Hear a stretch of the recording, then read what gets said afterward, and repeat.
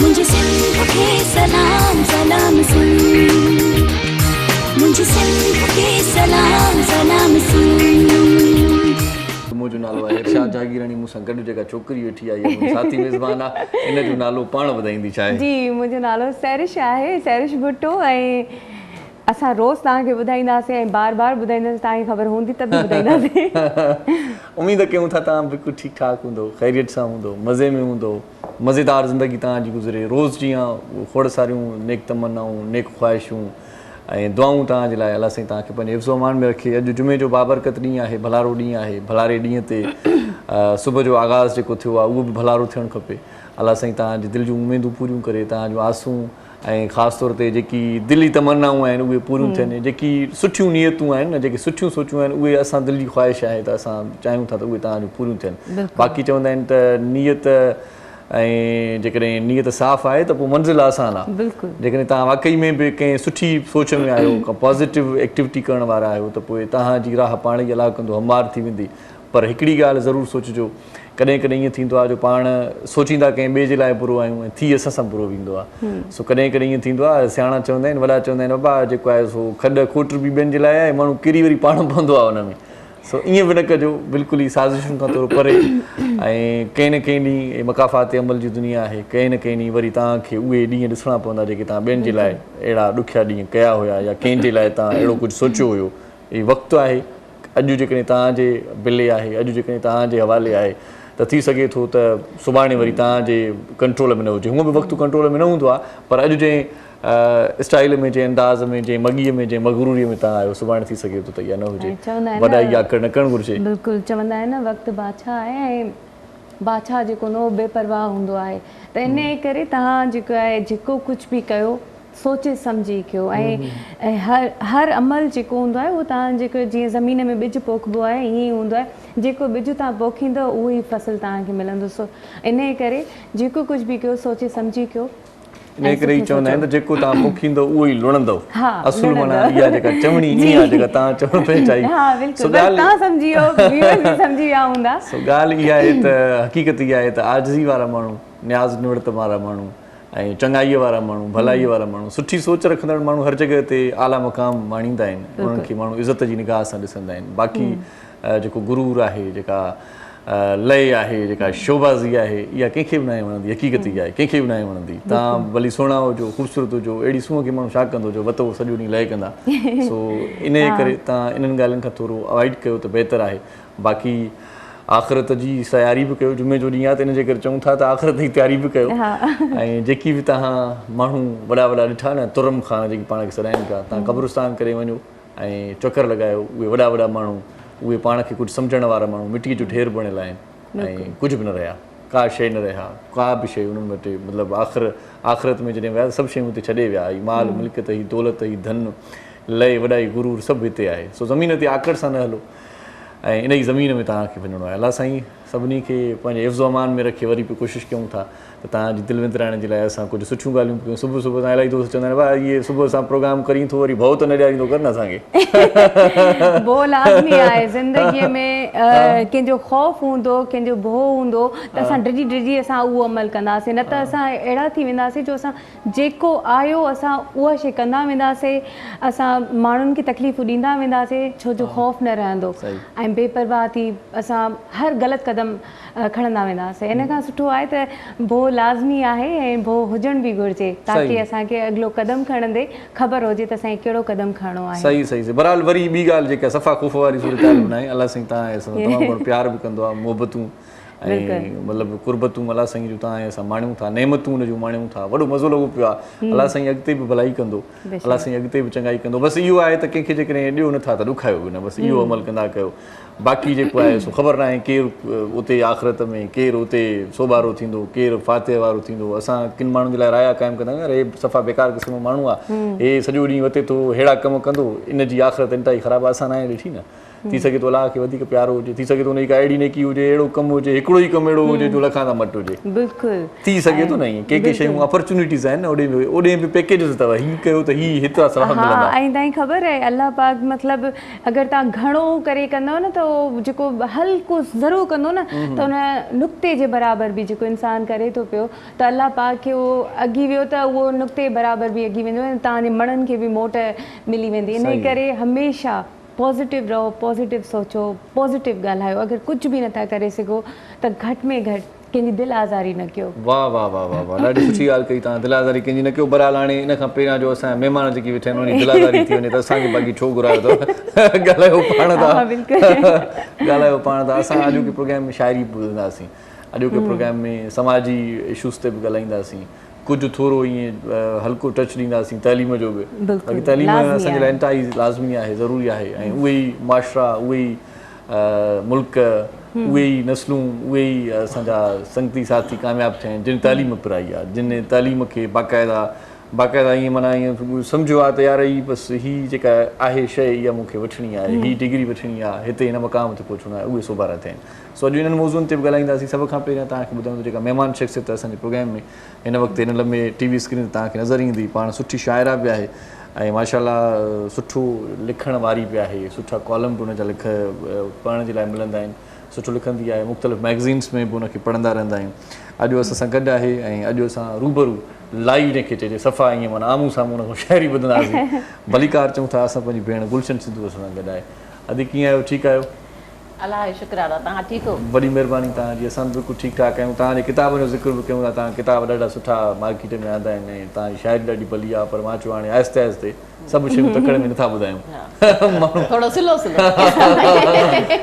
थोरो हल्को हल्को न। सो उन खां पोइ जेको ॿियो असांजो दोस्त साथी आहे, सहाबत सां बि वागियल आहे ऐं मैगज़ीन बि हिकिड़ो ॾाढो सुठो हुनजो निकिरंदो आहे। मैगज़ीन कहिड़ो हूंदो आहे उहा वरी तव्हांखे पोइ बाद में स्लो था ॿुधायूं, अॼु स्लो शयूं ॿुधाईंदासीं। सो पाण ॾाढो सुठो राइटर बि आहे ऐं ॾाढो सुठो माण्हू बि आहे। सुठो राइटर हुजणु सुठी ॻाल्हि आहे, पर वरी सुठो माण्हू हुजणु अञा वधीक सुठी ॻाल्हि आहे। इलाही अहिड़ा राइटर मां ॾिठा आहिनि, इलाही अहिड़ा एडिटर ॾिठा आहिनि, इलाही सहाफ़ी ॾिठा आहिनि। जीअं पाण थोरी देरि पहिरियां ॻाल्हि कईसीं वॾाईअ जी, त उहे जॾहिं मिलंदा आहिनि त पोइ वरी थोरो वरी उन्हनि जो स्टाइल ॿियो हूंदो आहे। इलाही माण्हू ॾिसण में या वरी मिलण में ॿिया हूंदा आहिनि, पर वरी जेकॾहिं परदे जे पोयां जेके ॾिसजे, जेकॾहिं उन्हनि जूं लिखणियूं ॾिसजनि, उन्हनि जूं कहाणियूं ॾिसजनि ऐं उन्हनि जो स्टाइल जेको आहे उहो ॾिसजे त उहो लॻंदो आहे त यार हीउ ॾाढो भलो माण्हू आहे, आइडियल माण्हू सोचींदो आहे न। पर जॾहिं मुलाक़ात थींदी आहे त पोइ ॾाढो माना माण्हू दिलि शिकस्त थी पवंदो आहे, यार जहिड़ो मूं सम्झो हुयो अहिड़ो माण्हू न आहे, पर हीउ जीअं असां सम्झंदा आहियूं ओड़ो ई माण्हू आहे, माना भलो माण्हू आहे। सो रसूल बख़्श चना साहिब असां सां ॻाल्हाइण जी भली ॻाल्हि आहे। साईं कीअं आहियो? ठीकु आहियो साईं? फर्स्ट क्लास, वॾी महिरबानी साईं, तव्हां असांजे प्रोग्राम में आहियो। ॿियो स्टूडेंट्स जी जेकॾहिं ॻाल्हि थिए, शागिर्दनि जी ॻाल्हि थिए, उन्हनि खे जेकॾहिं सिख्या जी ॻाल्हि थिए, तालीम जी ॻाल्हि थिए, तालीम जी तरक़ी जी ॻाल्हि थिए, त पोइ मुख़्तलिफ़ दोस्त असांजा नौजवान इन कम में पाण पतोड़े रहिया आहिनि, जुंबिजी वेंदा आहिनि ऐं सोचींदा आहिनि त यार असांजो मुआशिरो तॾहिं ई तरक़ी कंदो जॾहिं असां तालीम खे हथी वठाईंदासीं। पर इन सिलसिले में असांजो हिकिड़ो दोस्त जेको तालीम खे हथी ॾियण में पंहिंजो किरदारु अदा करे थो ऐं मुख़्तलिफ़ शयूं माना मुख़्तलिफ़ एक्टिविटीज़ कंदो रहे थो। अॼु उन सां बि कचहरी कंदासीं। अली हैदर साहिब असां गॾु आहे, उनखे भली कार चऊं था। अस्सलाम वालेकुम सर। वालेकुम अस्सलाम। कैसे हैं? ठीक हैं जी, अल्हम्दुलिल्लाह, थैंक यू। बहुत शुक्रिया आप भी हमारे प्रोग्राम में तशरीफ़ लाए। कलाम जेकॾहिं ॿुधणा आहिनि तव्हांखे त पोइ उस्ताद खे भली कार तव्हां चई छॾियो न। जी बिल्कुलु, असांजो घर भाती आहे। बिल्कुलु। ऐं जेके कलाम आहिनि उहे मूंखे अदा मुहर्रम जा ॾाढा पसंदि हूंदा आहिनि ऐं ख़ासि करे जॾहिं उनजी म्यूज़िक ऐं उनजो बैकग्राउंड म्यूज़िक हलंदी आहे ऐं बाद में जेको आहे जॾहिं उहो कलाम स्टार्ट कंदो आहे त उहे ख़ुदि ब ख़ुदि मां उन तरफ़ ध्यानु थी वेंदो आहे मुंहिंजो बि। त हींअर मां पहिरीं सभिनी खां पहिरीं तव्हांखे मां इंट्रोड्यूस कराए छॾियां, छो जो अदा त हूंदो ई असां सां गॾु ई आहे। त अदा अस्सलाम वालेकुम, कीअं आहियो? वालेकुम अस्सलाम, ख़ुशहाल सिरिश्ते में। अदा मां बिल्कुलु ठीकु आहियां। जुमा मुबारक तव्हां अॼु ॾाढा सुठा पिया लॻो। वॾियूं महिरबानियूं। तव्हांखे बि सलाम। साईं वॾी महिरबानी। वालेकुम सलाम। मां त चवां थो सुभाणे खां असां इंट्रो इहो ॾियूं त असां मेज़बान आहियूं सरिश भुट्टो छा जागी मोहरम नाज़। हक़ीक़त बि आहिनि। मां माना जॾहिं नालो खणा इरशाद जागीरानी, पोइ सरिश जी नालो खणे थी वरी तव्हां 3 नंबर ते पंहिंजो खणंदा कयो। जी जी ठीकु आहे। मां आहे बि ईअं गॾु आहियूं ज़ाहिरा रोज़ाना जी बुनियाद ते। हिते मां नालो खणा ऐं त परे खां अदा हथ मथे करे मां बि आहियां मोहरम नाज़। ईअं थींदो आहे कॾहिं कॾहिं, इहो महिमाननि जी मसरूफ़ियत में या वरी थोरो ब्रेक जो टाइम अची वेंदो आहे। जी ख़ैर आहे पर अॼु तव्हांजी जेका तंबीअ जेका ॿधी न इन सैरिश जेका जेको बंद ॿधा तव्हांजी तारीफ़ जा मूंखे ईअं पियो लॻे त हाणे चवंदी ईअं त मुंहिंजी बि दिलि चवंदी आहे त मुरमनाद खां सिखां थोरो पर ईअं न चई न असल में मूंखे ख़बर आहे न मां सिखी नथी सघां अलाह ख़ैर कंदो जे अहिड़ी ॻाल्हि आहे त पोइ इनशाला नेक्स्ट मंडे ते इहो बि तव्हां ॿुधंदो तव्हां मुंहिंजी दिलि ख़ुशि करे छॾी छो न मोस्ट वेलकम उस्ताद ही माना ही जीअं चवंदा आहिनि न संग तराश ही आवाज़ खे तराशण वारा आहिनि ही माना कुझु बि करे सघनि था का बि शइ खे तव्हां ॻाल्हाईंदव उनखे बि कलाम में तब्दील करे सघनि था अॼुकल्ह कंप्यूटराइज़्ड दौरु आहे ऐं पहिरियां सुर ॿुधबो हुयो हाणे सुर ॾिसबो बि आहे कंप्यूटर ते त भई हेतिरा परसेंट ही सुर कोन थो लॻे या हेतिरा परसेंट हिनखे ठीकु करेक्ट करणु खपे तो इहे इन में को डाउट न आहे त इहो अनक़रीब इहो बल्कि टेक्नोलॉजी जेका आहे सो वॾी लेवल ते अची चुकी आहे पर आम अञा सही सही न आई आहे सही सही पोइ ईअं थींदो माण्हू ईंदो अचे रुॻो शाइरी पढ़ंदो पोइ बाक़ी सुर में पोइ माना हाणे असुली फनकारनि जो छा थींदो न हुनखे एडवांस थियणो पवंदो अपग्रेड थियणो पवंदो ॾिसो न वक़्त सां तव्हांखे हलणो थो पए अच्छा ज़रूरी आहे सही सही बहरहाल इहो वॾो हिकिड़ो किसो आहे हिन सां बि तव्हां जी, जी, जी। कॾहिं कॾहिं कचहरी कंदासीं या कचहरी तॾहिं कंदासीं जॾहिं वरी कोई महिमान न ईंदो पोइ पाण में हूंदासीं पोइ सुर ते बेसराए ते ॻाल्हाए पियो पोइ तूं मुंहिंजो सनम आहियां तुंहिंजो सनम आहियां बहरहाल कचहरी वागास कयूं था आदि गुलशन छा पियो थिए अॼुकल्ह किथे आहियो गुम लॻा पिया आहियो या मूंखे ईअं नज़र नथा अचो हूअं एक्टिविटीज़ आहिनि तव्हां न न अॼुकल्ह आहियूं इन ई पर दरअसल जॾहिं खां कालम स्टार्ट कयां लिखणु त काफ़ी जेको आहे सो घणे क़दुरु घर में टाइम थो गुज़रे उते लिखणु मुतालियो करणु ऐं वरी ज़ारा हिकिड़ो ॾिसो पोइट्री जेका आहे त भला माण्हू लिखे थो 2 लाइनूं 4 लाइनूं 6 बंद लिखिया त गज़ल ठही वियो पर जेको कालम में आहे न वॾी महिनत करणी कालम में जेसि ताईं कंफर्मेशन नथी थिए त तेसि ताईं उन शइ ते तव्हां नथा लिखी सघो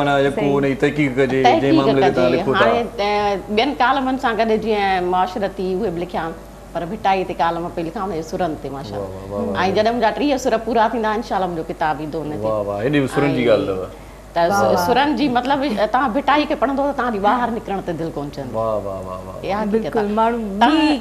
हिकिड़ो माना भिटाई जी शाइरी में हिकिड़ो ठहराव आहे माना तव्हां चवंदो त उन रूहानी हिकिड़ी दुनिया न थिए माण्हू रूहानी दुनिया जो घणो थी थो वञे ऐं पोइ माना जेके असांजो ॿियूं एक्टिविटीज़ थियनि थियूं उहे असांखे माना थोरी देरि लाइ त थोरो असांजो ज़हनी माना सुकून थियनि थियूं पर वञी जॾहिं घर शाह जो रिसालो खोलिजे चइजे थो त जेको आस पास आहे उत्साह थो मिले न रूहानी माना सुकून मिले थो उत्साह मिले थो जज़्बो मिले थो हौसलो मिले थो को बि सूफ़ी शाइर आहे बाबा बुल्ले शाह आहे भिटाई आहे इन्हनि जो कलाम पढ़ण खां पोइ मां सम्झां थी को कलाम त इन जे मुक़ाबले जो चई नथो सघे उन्हनि जो त दर्जो ई ॿियो आहे ऐं उन पढ़ण खां पोइ सम्झो ॿी पोइट्री त पोइट्री ई न आहे मां चवां सही सही सही सही सही असांजी पंहिंजी बिल्कुलु न आहे सही सही बहरहाल इहो कालम लिखणु हिकिड़ो इंतिहाई ॾुखियो मरहलो आहे शाइरी त वरी बि शाइरी बि ॾुखियो मरहलो आहे पंहिंजी जॻह ते पर जेको वरी टेक्निक सां सम्झी वञे थो शाइरीअ खे त उहो वरी शाइरी शॉर्टकट आहे शाइरी शॉर्टकट आहे असां को बि का बि शइ अगरि चइनि लाइ घणे में नथा चई सघूं 4 लाइनुनि में हिकिड़ो इज़हार थी थो वञे पर जॾहिं कालम लिखिजे थो त उन ई टॉपिक ते घणे मुताले खां पोइ असां उनजो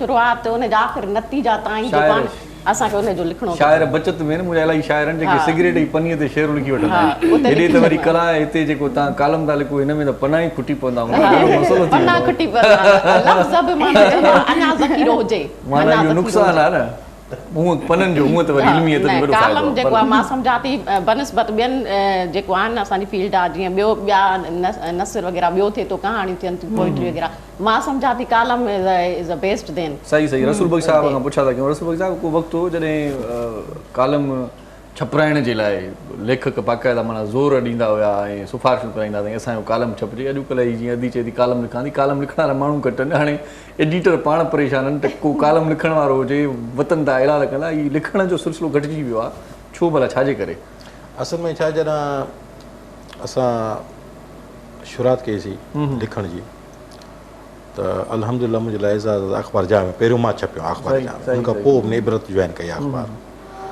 त उन वक़्तु कंपोज़िटर हूंदा हुआ निशा साहिबु हाणे त डिजिटल 1995 खां त कंप्यूटर अची विया आहिनि एॾो डिजिटल दौर थी मतिलबु व्हाट्सअप हर शइ अचे थी हाणे अख़बार करण को मसइलो न आहे सिर्फ़ु 4 जेके सुपर लीड 2-4 लीडूं चेंज करणियूं न अख़बार ख़बरूं साॻियूं सही सही आहे ठीकु आहे त सरकारी न्यूज़ एजेंसियूं बि आहिनि सभु कनि थियूं पर मां ई सम्झां थो त जेको सुठो कमु थो करे मुंहिंजी घरवारी तमामु सुठो कमु करे थी ऐं हिन जनम सां ज़िक्र कयो मां इहो चयोमांसि तमामु सुठी ॻाल्हि आहे, हिकिड़ी बहितरीनु अचीवमेंट आहे। सही सही साईं भिटाई साहिब जा हिकु 3 सुरनि मां इहो कंप्लीट कर पोइ इंशाल्लाह ताला किताब छपाईंदासीं। सही सही त चवण जो मक़सदु इहो त तव्हांजी ॻाल्हि में वज़न आहे, हीअ हक़ीक़त पिया आहे त जंहिंखे ॾिस जेको सो कालम निगारी करे थो। हाणे एडिटर अॻे कंहिं वक़्त में एडिटर बाक़ाइदा कालम ईंदो, ईशा जगानी साहिब अचे थो, रसूल चंदा ॿिए कंहिंजो अचे थो एक्सरसाइज़ या असांजी भुटो अचे थो उनखे एडिट कंदा। हाणे एडिट जी थो अचे त हणी था अचनि, पर ईअं सम्झो त हीउ जेको डिजिटल दौरु आहे अख़बार करणु तमामु आसान थी वियो आहे। बाक़ी लिखणु जेको आहे रिसर्च वारो कमु आहे इहो तमामु ॾुखियो आहे। सही सही सही माना स्टोरी तव्हां हिकिड़ो प्लाट सोचियो था ड्रामे जो, ड्रामा सीरियल जो या कहाणी जो, शॉर्ट स्टोरी जो, त उन हिसाब सां तव्हां हिकिड़ो ठाहे प्लाट कंप्लीट करे तव्हांजो उहो मुकमल थी वञे। मां इहो पियो चवां त असांजा जेके सिंधी राइटर आहिनि, सिंधी लेखक आहिनि, उहे मूंखे माना थी सघे थो मां ग़लति पियो हुजां, मूंखे लॻे थो त लिखणु थोरो घटाए विया आहिनि। ऐं अख़बारूं उथलाए पुथलाए ॾिसंदो आहियां त उन में थींदो ईअं आहे त जेके उर्दू असांजा वॾा एंकर आहिनि उन्हनि जे कॉलम्स खे ट्रांसलेट करे छपियो वेंदो आहे। सिंधी लेखक थोरो घटिजी वियो आहे, नवां लेखक लिखनि था, वॾा लेखक अलाए किथे। बिल्कुलु तव्हांजी ॻाल्हि तमामु वक़्ताइती आहे। मां उर्दू अख़बार हवाला ॾिनसि, उहे जेके बाक़ाइदा पेमेंट ॾियनि था, हाणे हर अंगारे ते जेको सो सभु झूठ जे नाले सां ईंदो आहे। अमर जलील जो 2.5 लख पेड थो करे, कालम 4 महीने में 2.5 लख था। ईअं ई उम्मत अख़बार इल्ताफ़ शेख जेको असांजो जेको सो एजाज़ मंगी उन पेमेंट थिए थी। हाणे असांजा सिंधी जेके अख़बार हुन उहे पेमेंट कोन थियूं ॾियनि सर। हाणे वॾा वॾा राइटर तव्हांजी ॻाल्हि मुंहिंजा ॼाण मां असां उते लिखियो हुयोसीं, मां नंढी उमिरि हूंदो हुउसि, पर साईं सां जुस्तजू मिली ॾाढी ख़ुशी थी त हिकिड़ो असांखे सम्झो रहबर रहनुमा मिलियो। साईं तारिक अशरफ साहिबु जॾहिं सुहिणी अख़बार कढंदो, मां हैदराबाद जो आहियां, खोखरपाड़े मुलाक़ात थी निकिरंदी, ऐं उहो रिसालो वठण लाइ माण्हू स्टॉल ॾींदा, चइबा ख़तमु थी वियो आहे। त मां ॾिसो तारिक अशरफ साहिबु वटि त जेको बि आर्टिकल ईंदो, जेकी कहाणी ईंदी, त छो जो हिते माना तक़रीबन सुहिणी मैगज़ीन खे मुक़ाबले करे हो ई कोन, छो जो ॾिसो न हिकिड़ो विज़न हूंदो आहे। माण्हू ख़बर आहे त एडिटर इरशाद जागिर आहे त उहो मैगज़ीन क़ाबिल क़बूल हूंदो, आवाम जी हर दिलचस्प शइ त मसइलो आहे त जो उर्दू में जेको घणो लिखनि था माण्हू असां सिंधी राइटर, उन बाक़ाइदा पेमेंट थिए थी। बाक़ी ॿिए पेमेंट कान थी थिए, पेमेंट थियणु घुरिजे, मुंहिंजो त इहो आहे, चाहे घटि थिए।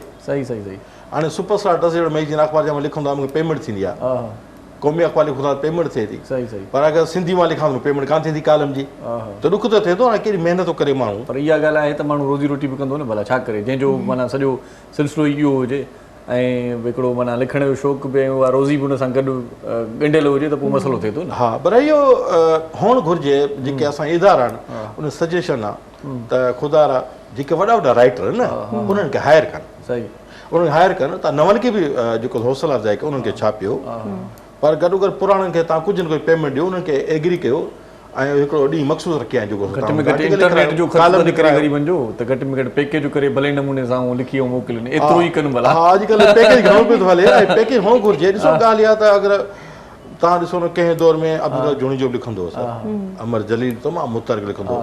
1994 ॻाल्हि जॾहिं इस्लामाबाद में सहाफ़त कंदो हुउसि त इस्लामाबाद सेक्टर G10-3 में उते असां रहंदासीं ब्लॉक जेको G10 ते रोड क्रॉस करे साम्हूं अमर जलील आगा सलीम साहिबु रहंदा, काफ़ी मुलाक़ातूं थींदियूं हुयूं असांजूं।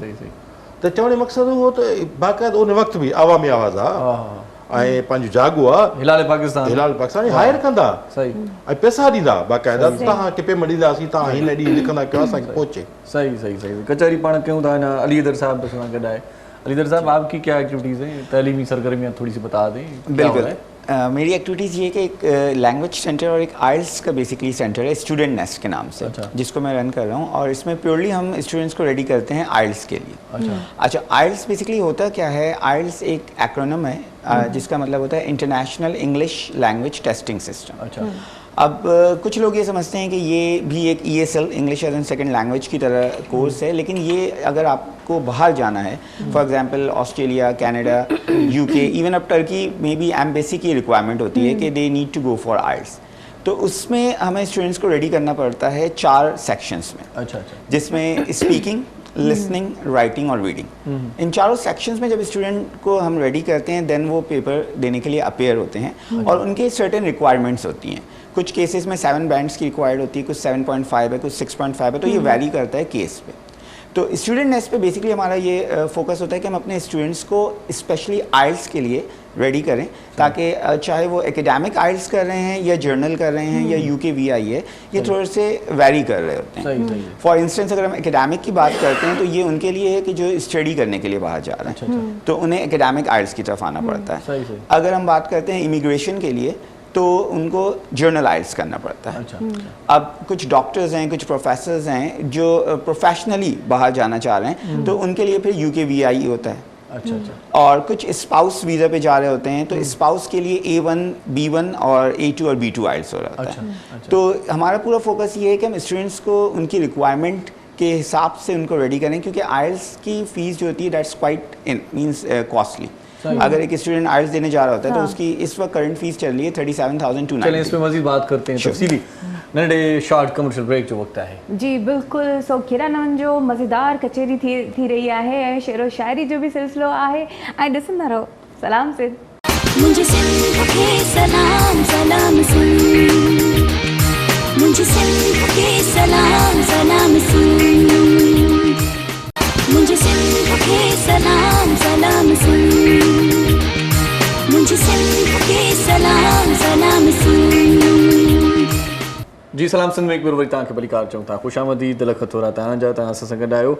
ऐं असां सां अदी गुलशन सिंधू, भाउ असांजो रसूल बख्शना, असांजो ॿियो दोस्त अली दर गॾु आहे। कचहरी बाक़ाइदा ॼमाए वेठासीं ऐं हाणे अञा इन कचहरी कंटिन्यू कंदासीं, पर मज़ो तॾहिं ईंदो जॾहिं वरी म्यूज़िक जो तड़को बि हुजे इन महफ़िल में। छा सम्झो था तव्हां? बिल्कुलु हेतिरी प्यारी महफ़िल हुजे ऐं उते कलाम न हुजे त इहो मतिलबु नाइंसाफ़ी थी वेंदी। सो हाणे जेका अदा मोहरम खे मां रिक्वेस्ट कंदमि त अदा असांखे हिकिड़ो ख़ूबसूरत कलाम ॿुधायो। जी बिल्कुलु, तुराब अली साईं जी तमामु बहितरीन काफ़ी आहे। इहो साईं ॿुधंदड़ हर क़िस्म जा हूंदा आहिनि, तव्हां माशाल्लाह अदब सां तालुक़ु रखो था। हा त ज़रूरी आहे, पोइ अदबी एतबार सां बि थोरो ही काफ़ी आहे। साईं तुराब अली शाह जी उहा पेश ख़िदमत आहे। नाल सजण तेरे लॻियां दीदा सां इश्क दा कलमा पढ़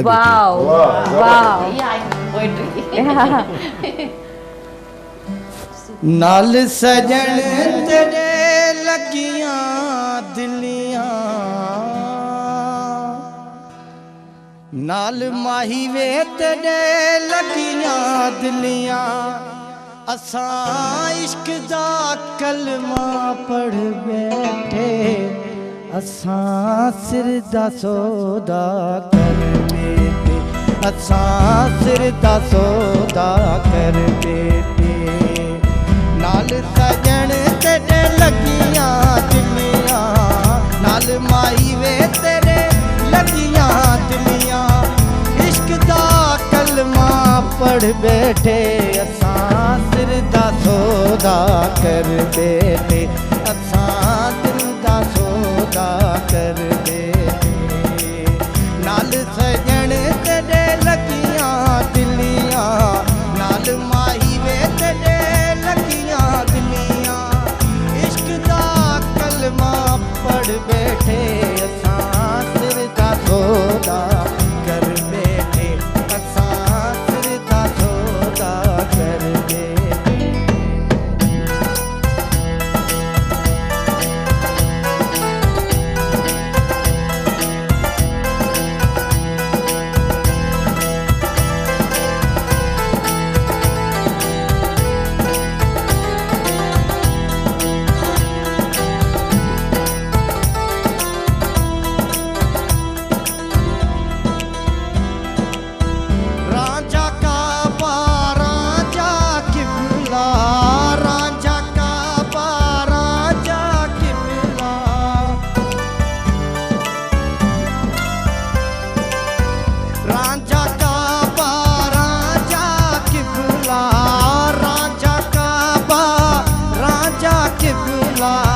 मालिक मेरा मजिया वाला, मालिक मेरा मजिया वाला, असां सिर कदमां ते घर बैठे, असां सिर दा सौदा कर बैठे, असां सिर दा सौदा कर बैठे। नाल सजण तेरे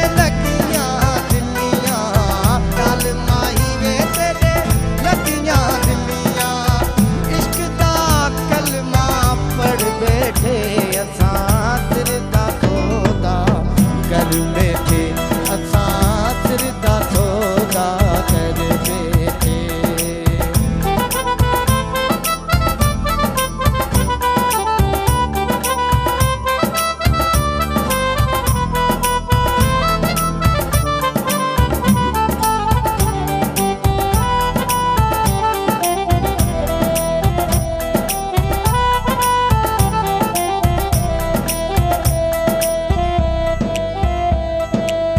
मेला रांझे दा विष्णु भलेरा मेला रांझे दा विष्णु भलेरा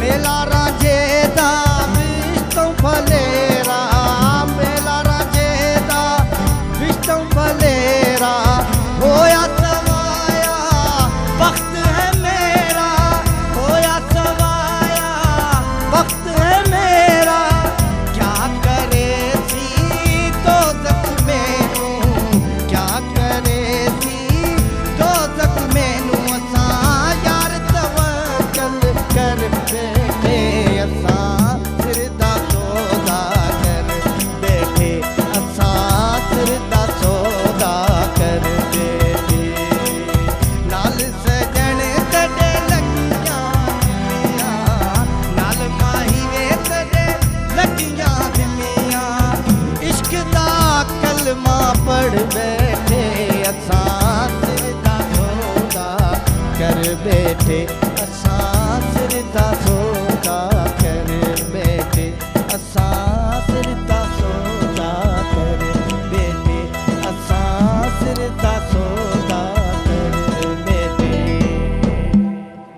वाव साईं वाह वाह वाह इहा साईं रूहानी रमज़ इहा रूहानी कैफ़ियत ॾाढो सुठो कलाम सुफ़ियानो कलाम ॿुधोसीं वली मोहम्मद तुराब साहिब जी शाइरी ऐं मोहम्मद साईं जो ॾाढो ख़ूबसूरत आवाज़ हो साईं अंदाज़ तव्हांजो बणियो बाक़ाइदा जुमेवार ॾींहं ते बाक़ाइदा धमाका हुया जी सलाह कही नहीं मेहरबानी सर सो अलीदर साहब हम जो गुफ्तगू कर रहे थे वो कंटिन्यू थोड़ी सी हो जाए क्योंकि ब्रेक पे चले गए थे श्योर हाँ तो जैसे मैं आपको बताया था कि आइल्स में डिफरेंट ये जो वेरिएशंस होती हैं तो इन वेरिएशंस में स्टूडेंट्स को रेडी करना होता है और इसमें सबसे पहले ये देखना होता है कि ये चारों जो मॉड्यूल्स हैं इसमें स्टूडेंट कैपेबल है या नहीं क्योंकि अगर एक चीज़ में वो कैपेबल नहीं होता है तो हम पहले उसको रेडी करते हैं कि देन ही और she has to be ready उसके बाद फिर आइल्स की प्रिपरेशन में लेके चलते हैं और आइल्स का जो टेस्ट कंडक्ट किया जाता है वो all over the Pakistan British council और AEO पाकिस्तान ये दो टेस्ट कंडक्टिंग सेंटर्स हैं जहाँ पे करते हैं और अल्हम्दुलिल्लाह AEO का मैं ऑफिशियल रेफरल पार्टनर भी हूँ और कराची में ऑलमोस्ट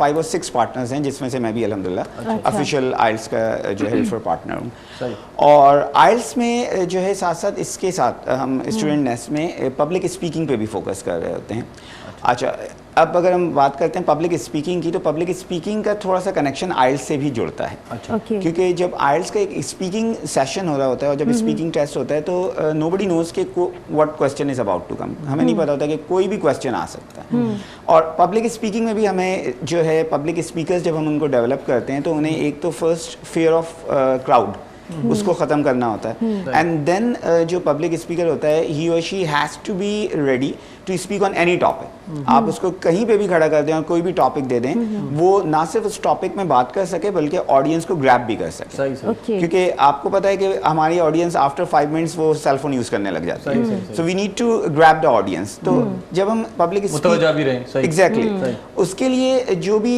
आप बात डिलीवर कर रहे हैं उसमें आपका मैसेज होना चाहिए मैसेज के साथ साथ जैसे आपने स्टार्टिंग में मैसेज दिया काफ़ी अच्छा तो मैसेज के साथ साथ आप जो है इंफॉर्मेटिव जो है सेशन कंडक्ट करें ये चीज़ आइल्स में स्टूडेंट्स को हेल्प आउट करती है स्पीकिंग पे क्योंकि जो स्पीकिंग का टेस्ट कंडक्ट किया जाता है वो हार्डली 11 to 12 मिनट्स का होता है तो उस 11 to 12 मिनट्स के अंदर 3 सेक्शंस में इसको डिवाइड कर दिया जाता है और जो टेस्ट कंडक्ट करते हैं वो फॉरेनर्स होते हैं they have been in Pakistan for almost 5 years लेकिन होते वो यूके से बिलोंग करते हैं तो उनके एक्सेंट को समझना इट्स बिट डिफिकल्ट थोड़ा मुश्किल होता है एग्जैक्टली तो उसमें ना सिर्फ लिसनिंग और स्पीकिंग क्योंकि अक्सर कहा जाता है और ये इनफैक्ट एक पॉइंट है कि in order to be a good speaker you have to be a good listener तो एक अच्छा स्पीकर बनने के लिए पहले आपको एक अच्छा लिसनर बनना चाहिए तो इसलिए हम लिसनिंग पे भी स्टूडेंट्स को फोकस करते हैं कि पहले वो उनके एक्सेंट को समझें, ग्रैब करें वो क्या कह रहे हैं, and then they need to go for the answer. सही सही। और इसमें एक मेन चीज़ जो मैं आपके प्रोग्राम के तवज्जो से शेयर करूंगा, इंग्लिश में एक बहुत इंपॉर्टेंट चीज़ होती है फॉर्मल और इनफॉर्मल। हमारे यहाँ पे बहुत सारे यंगस्टर्स ऐसे हैं जो इंग्लिश में बात तो कर रहे होते हैं, लेकिन जब वो ऑफिस में जाते हैं या सीवी बना रहे होते हैं, वहाँ वो चीज़ वो नहीं बन पा रही होती, उनकी सीवी या तो डिस्कार्ड हो जाती है या इंटरव्यू उनका नहीं क्लियर हो पाता है। तो इसकी सबसे बड़ी वजह होती है कि they don't know where two go for formal, उन्हें फॉर्मल कैसे बात करनी है। हम लोग नॉर्मली कैजुअल बात कर रहे होते हैं, वो चीज़ ऑफिस में जो है वो मायूब समझी जाती है। सही सही। तो इसलिए IELTS is totally based on formal English. सही सही। मना इकड़ी सुठी तरबियत हो जोड़ बिल्कुल। अच्छा, ये मुझे बताएं कि आइल्स के स्टूडेंट इस टाइम आपके पास कितने मौजूद हैं? आपकी आई थिंक 2 ब्रांचेस हैं। जी 2 ब्रांचेस एग्जैक्टली। अच्छा, और कितने मतलब स्टूडेंट्स हैं, और ये जो जनरल आइल्स है उसके कितने हैं, और अलग सेक्शन के वो कितने हैं? एक्चुअली आइल्स का ये एक इंटरनेशनल रूल है कि एक बैच जो बनता है उसमें we can not have more than 3 और 4 स्टूडेंट्स, क्योंकि हम इंडिविजुअल अटेंशन नहीं दे पाते हैं। तो एक बैच में हम या तो रखते हैं 3 स्टूडेंट्स। अच्छा, बिकॉज ऑफ कोविड हमने ऑनलाइन सेशंस अभी स्टार्ट कर दिए थे, और we were having 1-on-1 because of SOPs। आपको पता है कि SOPs की वजह से हम 1-on-1 सेशन कर रहे थे। तो इस वक्त जो हमारा कैंपस 2 है, जो कि सैफी हॉस्पिटल के अपोजिट KD अपार्टमेंट्स में, इस वक्त 2 बैच हमारे पास चल रहे हैं। एक एकेडमिक का है और एक जर्नल का है, जिसमें 2 स्टूडेंट्स ईच हैं। अच्छा। और जो नाज़माबाद में है बिहाइंड इम्तियाज सुपर मार्केट, उसमें हमारा इस वक्त करंटली एक बैच चल रहा है। अच्छा, ये जो कोर्स है इसका टाइमिंग मतलब वो प्रोसीजर जितना भी है, ड्यूरेशन, वो कितने मंथ का है? एक्चुअली ये डिपेंड कर रहा होता है इंस्ट्रक्टर पे कि, और डिपेंड करता है स्टूडेंट पे भी कि कुछ, क्योंकि ये वेरी कर रहा होता है स्टूडेंट टू स्टूडेंट। कुछ स्टूडेंट्स रेडी हो जाते हैं 17-20 क्लासेस में, कुछ स्टूडेंट्स दे टेक टाइम, तो उनके लिए हमें कुछ क्लासेस के सेशंस बढ़ाने पड़ते हैं। तो अगर हम मैक्स करते हैं कि वीक में फॉर इंस्टेंस 3 days इन अ वीक अगर क्लासेस हैं, तो टोटल हमारी जो क्लासेस बनती हैं वो 20 सेशंस बनते हैं। तो मोस्टली ऐसा होता है कि 20 सेशंस में स्टूडेंट रेडी हो जाता है। बट अगर मैं ये देखता हूँ कि स्टूडेंट रेडी नहीं है, then definitely I go for the extra, फिर हम उसे एक्स्ट्रा क्लासेस प्रोवाइड कर रहे हैं। सही सही। ओके, ज़बरदस्त। साईं रसूल जनाब अलीदर साहब ॾाढो सुठो ॻाल्हायो ऐं सुठी कम जी ॻाल्हि ॿुधाई, पर हिन में हिकिड़ी ॻाल्हि बि हुई त सुठे स्पीकर थियण लाइ सुठो ॿुधणु लाज़मी आहे, माना सुठे लेखक जे लाइ सुठो पढ़णु लाज़मी आहे। तव्हां छा चवंदा? हा बिल्कुलु, ॾिसो न, मुतालो मुशाहिदो। ईअं न, सुठो लेखक तॾहिं लफ़्ज़नि जी जड़त तॾहिं ईंदसि। माण्हू मूंसां ज़िक्र कंदा आहिनि या ॻाल्हि ॿोल्हि थींदी आहे त साईं दोस्त मुंहिंजो ॿाहिरि न हुआ, त मां वञी तारीफ़ कंदो आहियां, प्रेस क्लब या आर्ट्स काउंसिल की तरह ठहंदा आहियूं। मां साईं मां काफ़ी होस्ट, नसीर मिर्ज़ा में दोस्त आहे, मां चए चंद जेके होस्ट आहिनि, मेल जी ॻाल्हि थो कयां, आयशा जागीर, नसीर मिर्ज़ा, इन मां घणो इम्प्रेस आहियां। माशाल्लाह रवानी सां ॻाल्हाईंदा किथे माना जीअं थींदो आहे न माण्हू रुकावट या लफ़्ज़ में अटक, उहा थींदी न आहे। ये ख़ुदा त सलाह तो तारीफ़ जारी रखो, मज़ो थो अचे। हक़ीक़त नसीर मिर्ज़ा सां तारीफ़ कंदो आहे, ॾाढो ख़ुशि थींदो आहे, चवंदो आहे यार मूंखे शर्मिंदा करे। मां चवंदो आहियां साईं हक़ीक़त इहा अथव, असां नथो रे, असां लिखूं सुठो आहे पर ॻाल्हाइण ऐं सुठो, पर होस्ट त सही प्रोग्राम खणे थो। तव्हां सॼे प्रोग्राम जी सूंह हो, तव्हां प्रोग्राम खे बाबा करमदास हलाए सही प्रोग्राम कामयाबु कयो त इहा वॾी ॻाल्हि आहे। सही सही सही। ऐं अक्सर ईअं बि थींदो आहे त कोई वर्ड अप डाउन थी वेंदो आहे त उनखे फौरन सां कवर थी वेंदो आहे, कवर करे वेंदा आहिनि। हा, उहा ई क्वालिटी। ऐं मां सिर्फ़ु ईअं ॾिसंदी आहियां, हिते ॻाल्हाईंदी काई शइ बि थींदी आहे त हूअं बि ऑफिस में जॾहिं असां वेहंदा आहियूं, मीटिंग हूंदी आहे, त मां सिर्फ़ु ईअं इशार खे ॾिसंदी आहियां, हिते मतिलबु फ़ौरन सां उन शइ खे सेट करे वेंदो आहे। इहा हिकु वॾी क्वालिटी आहे। हा बिल्कुलु। वाह, अदा इहो यूसुफ या क्लिप मोए कटड़े जो कम ई आहे। सबरा कचरी मस्ती वाला। अच्छा, रिश्वत जे तौर ते मां अॼु आइसक्रीम खाईंदमि। हाणे यार पाकिस्तान तरक़ी कीअं कंदो इन मामले ते रिश्वत सही कीअं मुल्क सां तरक़ी। बहरहाल मस्ती मज़ाक पंहिंजी जॻह ते कचहरी क़ाइमु आहे पंहिंजी। अदी गुलशन हिकिड़ो मुशाइरो तव्हां कंदा आहियो, कुल सिंध मुशाइरो, इहो भला हिन साल थींदो न थींदो, किथे थींदो, ॿुधायो त सही। असांजो ॾिसो कोविड जे करे त सॼी दुनिया जो नक्शो ई चेंज थी वियो। भई इहो हाणे हवाल तव्हां खां वठूं था, रसूल पुरी साहिब वरी पुछा बि कंदुमि त इहो खिलियो छो। पहिरियां वठूं था हिकिड़ो कॉलर असां सां शामिलु थियणु चाहे थो। अस्सलाम वालेकुम। जी वालेकुम अस्सलाम। जी केरु पिया ॻाल्हायो? जी आप ये टीवी से आ रहे थे, मुझे उसके पीछे था ना। जी जी जी जी जी जी जी मुझे पढ़ना था ऑनलाइन इंग्लिश का। जी जी बैठे हुए हैं इधर साहब। के हिसाब से आप कैसे पढ़ाएंगे? जी जी बात अच्छा, करें। ऑनलाइन पढ़ाते हैं ऑनलाइन आप? क्लासेस के लिए पूछ रही हैं कि अगर मुझे स्टडी करनी है तो वो किस तरह से होगा, उस पूरा प्रोसीजर उन्हें बताएं। अच्छा, ऑनलाइन का ऐसा सिस्टम होता है कि ऑनलाइन सेशंस हम चलिए जी, आपको आने हम जवाब देते हैं, ठीक है जी। हाँ जी सही। और जूम पे जो है हम लोग सेशंस ले रहे होते हैं, क्योंकि जूम में ऐसा होता है कि we can have more than 10 people, लेकिन क्योंकि हमारा एक क्राइटेरिया है कि हम 3 से ज़्यादा, जैसे मैंने पहले अर्ज किया, स्टूडेंट नहीं ले सकते हैं। तो जूम में एक सेशन कंडक्ट किया जा रहा होता है, 45 मिनट्स जूम में मैक्सिमम हम सेशन कर सकते हैं अगर वो free of cost, otherwise we need to purchase the zoom. तो आइल्स की जब हम क्लास जूम में कंडक्ट करते हैं तो 2 सेशंस होते हैं एक दिन के, तो 45 that makes almost 90 minutes. 90 minutes का एक सेशन कंडक्ट किया जा रहा होता है। और जूम में हमारे पास क्योंकि फैसिलिटी होती है स्क्रीन को शेयर करने की भी, तो उसमें जो नोट्स होते हैं, जो स्टफ जो मैं स्टूडेंट्स को प्रोवाइड करता हूँ, we can just share on the screen also. और साथ साथ जो होता है वो स्टफ जो होता है वो व्हाट्सएप के थ्रू सॉफ्ट कॉपी भी इनको प्रोवाइड कर दी जा रही होती है। सही सही। अच्छा सॉरी, मैं एक क्वेश्चन आया इसी टॉपिक के हवाले से अली हैदर साहब, ये जो आप ऑनलाइन क्लासेस करते हैं, स्क्रीन भी शेयर होता है, लेकिन फिर भी एक चीज़ तो मिस है। अगर आप किसी को आपने थोड़ी देर पहले आपने बताया कि कॉन्फिडेंस देने के लिए आपको वहाँ पर खड़ा होना लाजमी है, आप उनके स्पीकिंग पावर लेना लाजमी है, ठीक है। तो ये चीज़ मतलब जो सामने से होती है वो स्क्रीन पर इतना नहीं होता, इस पर बहुत ज़्यादा इफेक्ट होता है। तो ऑनलाइन क्लासेस जो हैं वो उसका टाइम तो और ज़्यादा बढ़ता होगा, लेकिन फिर भी वो क्वालिटी नहीं आती होगी जो सामने है। देखिए, एक definitely physical presence is totally different, no doubt about it, इससे हम डिसएग्री नहीं कर सकते। लेकिन ऑनलाइन पे भी देखें, ये डिपेंड कर रहा होता है इंस्ट्रक्टर पे कि वो उस सब्जेक्ट को किस तरह पढ़ा रहा है। अगर आप अपने सब्जेक्ट को एक इन्फॉर्मेटिव वे में लेके जा रहे हैं और उसमें आप स्टूडेंट्स को एक्टिव रख के कर रहे हैं, तो मैं समझता हूँ कि ऑनलाइन भी सक्सेसफुल है।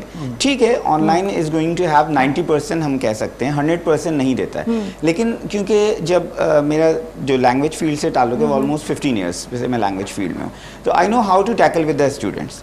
अब उसमें जब कॉन्फिडेंस बिल्डिंग की बात आती है, तो क्योंकि जूम में वी हैव द कैमरा, ठीक है, कैमरे में हम प्रेजेंटेशंस जो है स्टूडेंट्स को देते हैं। So when they are delivering the presentation, तो उस दौरान जो है काफ़ी चीज़ें उनकी पॉइंट आउट की जा रही होती है, जो फ्लॉज होता है उनका, चाहे वो बॉडी लैंग्वेज पे है, जेस्चर पे आ रहा है, प्रोनाउंसिएशन पे आ रहा है, तो वो वहाँ पिक करके हम उनको बता सकते हैं। प्लस एक और चीज़ जो पॉजिटिव जूम में है कि we can record the lectures.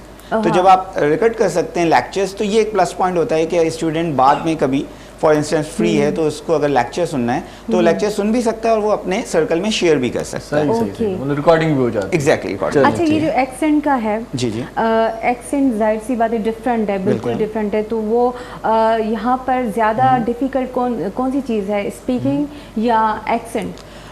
देखें, अगर हम आइल्स की बात कर रहे हैं, तो आइल्स में जब एक कैंडिडेट अपीयर होता है एज ए स्टूडेंट, तो उसको तो हम ये कहते हैं कि it's good to be what you are, जो आप हो वैसे ही रहो, ठीक है।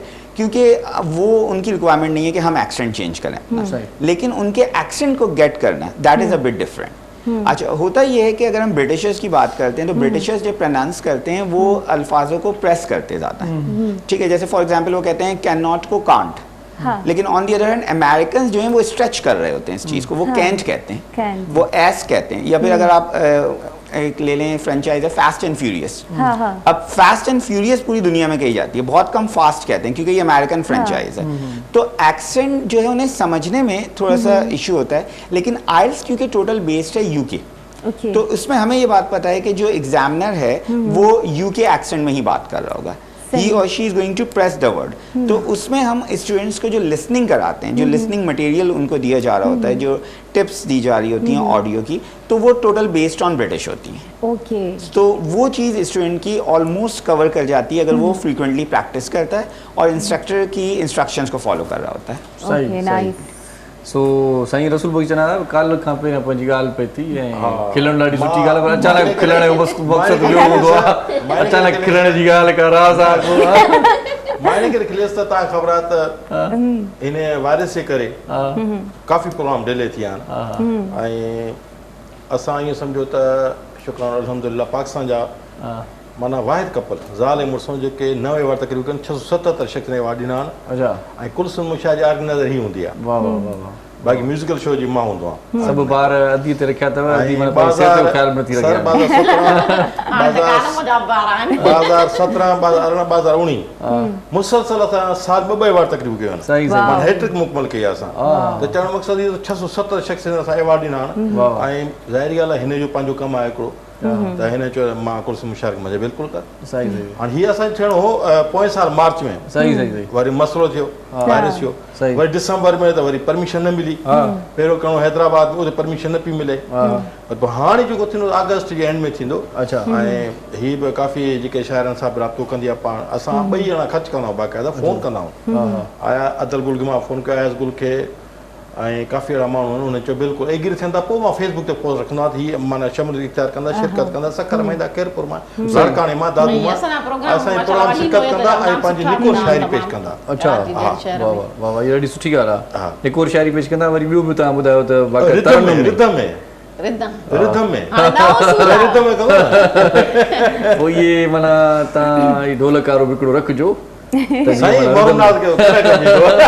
साईं कीबोर्ड वारो कीबोर्ड वारो म्यूजिकल शो थी वेंदो पर ही फनकार शायर पढ़ण वारो खे थोरो की रिदम आउट दियो न प्रोग्राम दे ता खराब इने लाइ तबले वारो ध्यानु बोलो साईं मां हिकिड़ो हैदराबाद में मुशाइरो अटेंड कयो 2018 में प्रेस क्लब हैदराबाद में तव्हां यकीन कयो मरम नाज़ साहब मां हैरान थी जो रिदम में चए पियो किथे तव्हां को लफ़्ज़ अॻिते पुछे न वाह अच्छा एॾो रिदम एॾी प्यारी आवाज़ एॾी मिठी त जेके रिदम जो रखंदा आहिनि माना हिकिड़ो हुन में हूंदी आहे उहा क्वालिटी न त हू कीअं मिठो सुहिणो आवाज़ साईं महसूस थिए पियो माण्हू वंस मोर ॿीहर ॿुधा हालांकि सनड़ो ईअं वञा को शक्ल सूरत खां पर जो आवाज़ एॾो मिठो हुनजे लफ़्ज़ जी जेको अदायगी आहे लफ़्ज़नि जी बहितरीन सही सही बस साईं लफ़्ज़नि जी अदायगी बि इरशाद है माशाल्लाह तव्हां शाइर आहियो या वेठी आहे माशाल्लाह त काफ़ी रदीफ़ जो ज़ाहिर वॾो तालुक़ आहे हुन सां उहो त आहे बिल्कुलु आहे सॼो कमु ई इहो आहे न त उहो शेर आहे न सैफुद्दीन सेफ मां त अॼु तव्हां ॿुधायां थो साईं जी मां हेॾी वञी साईं जा गाना बि ॾिसणो आहे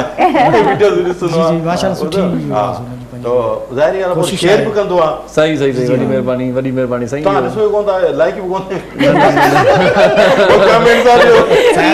इहा मयार तव्हांखे मिली अथव कंटिन्यू ॾिसो मैडम हिन दौर में त माण्हू मैडम खे या छोकिरियुनि खे कंदा असां मर्दनि घणो कंदा आहियूं छो तव्हां तख़लीकार हो तख़लीकार जी तव्हां कहिड़े शहर जा असां तख़लीकार आहियूं शहर कहिड़े जा दादू उस्ताद बुखारी शहर वॾी महिरबानी खिल बोल जो मस्ती करणु ज़रूरी आहे असांजे प्रोग्राम बोर न थिए मां इहो चाहींदो आहियां बाक़ी असांजो ॿियो अहिड़ो को बि मक़सदु न आहे नंढड़ी साई वठूं था जी बिल्कुलु मज़ेदार कचेरी हली रही आहे सो तव्हां बि इंजॉय कयो ऐं इन खां अलावा जॾहिं तव्हांखे कोई सवाल करणो हुजे या शेरो शाइरी तव्हांखे बि करणी हुजे त तव्हां असांखे कॉल करे सघो था तेसि ताईं हिकिड़ो कमर्शियल ब्रेक था वठूं केॾा न वञिजो ॾिसंदा रहो सलाम सिंध मुझे सिंध के सलाम सलाम सिंध मुझे सिंध के सलाम सलाम सिंध मुझे सिंध के सलाम सलाम सिंध मुझे सिंध के सलाम सलाम सिंध जी सलाम सिंध में हिकु भेरो वरी तव्हांखे भलीकार चऊं था ख़ुशि आमदी तव्हां असां सां गॾु आहियो असां सां गॾु मोज़िज़ महिमान बि आहिनि मोज़िज़ महिमान सां कचहरी जो सिलसिलो बि जारी आहे पर असांजी टीम जो हिसो आहे असांजो संगती जेको ख़ासि तौर ते असां सां तमामु घणी मोहबत बि कंदो आहे अज़हर जोकी साहिब जो कोऑर्डिनेटर आहे माना हिन प्रोग्राम जो बि कोऑर्डिनेटर आहे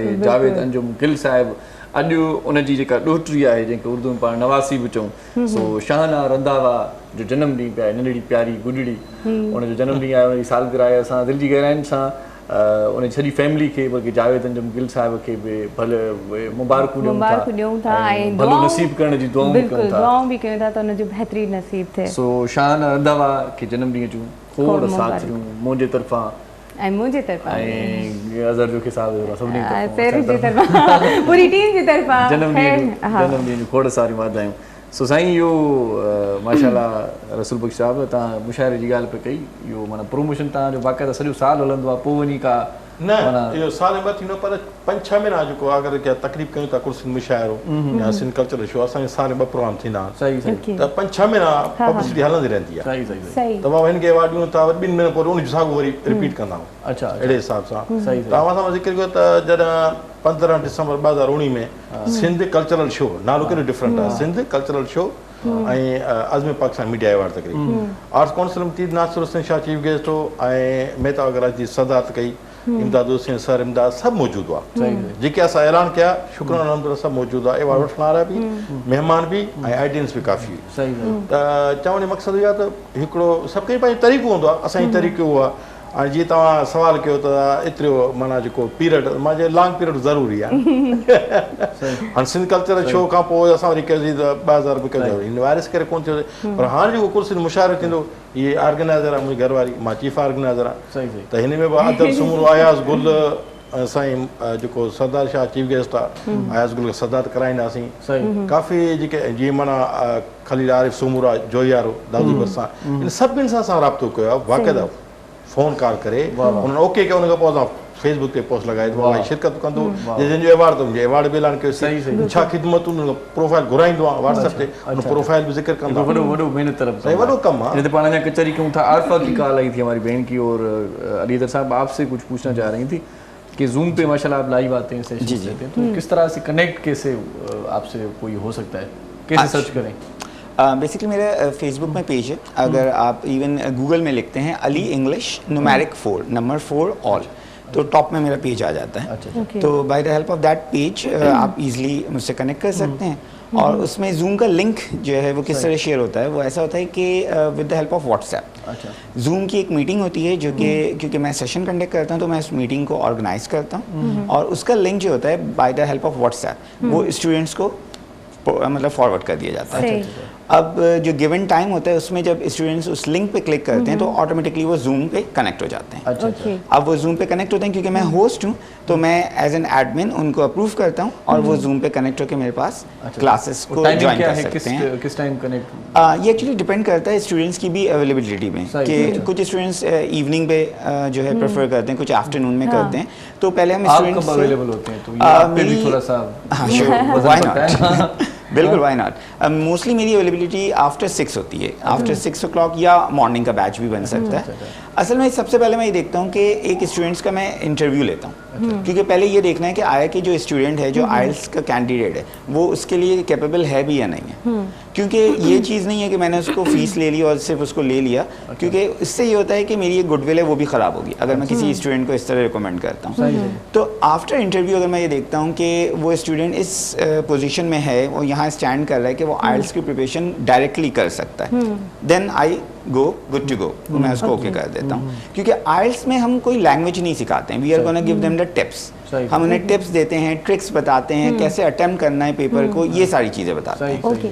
अच्छा ये मुझे बताएं कि आइल्स में इस टाइम तक आपके ब्रांचेस से कितने स्टूडेंट क्लियर करके यहाँ से जा चुके हैं इमिग्रेशन के लिए या एडमिशन के लिए बाहर देखिए हमारे जो सेकंड ब्रांच है वो तो अभी ही हमने रमज़ान में ओपन की है वरना हम लोग फर्स्ट ब्रांच हमारी रन कर रहे थे तो फर्स्ट ब्रांच से अल्हम्दुलिल्लाह हमारे इस वक्त अगर देखा जाए तो नाज़िमाबाद की मैं बात कर रहा हूँ जब हमने शिफ्ट किया था तो मोर देन 20 स्टूडेंट्स अल्हम्दुलिल्लाह जो हैं वो जा चुके हैं जिसमें से कुछ एकेडमिक के हैं कुछ जर्नल के हैं और कुछ केसेस जो हैं वो A1 के हैं या B1 के स्पाउस वीज़ा पे हैं और 2 केस जो हैं वो UKVI है they were basically professionally doctors and surgeon तो अल्हम्दुलिल्लाह 20+ स्टूडेंट्स जो है इस वक्त ग्रेजुएट करके जा चुके हैं और उसकी जो रिक्वायरमेंट थी बैंड्स की फॉर एग्जांपल एक की थी 6.5 किसी की थी 7 या 7.5 तो दे गॉट देयर बैंड्स अल्हम्दुलिल्लाह तो इसमें से हमारा सक्सेस रेट अल्हम्दुलिल्लाह अल्लाह ताला का करम है कि काफ़ी बेहतर है सही सही नाइस ज़बरदस्त अदी गुलशन जेको आहे सो अदा रसूल बख्श चंदा मूंखे आफ़ियर हिकिड़ी शिकायत बि कई त सॼी ज़िंदगी शाइरी कई पर मूं ते न को गज़ल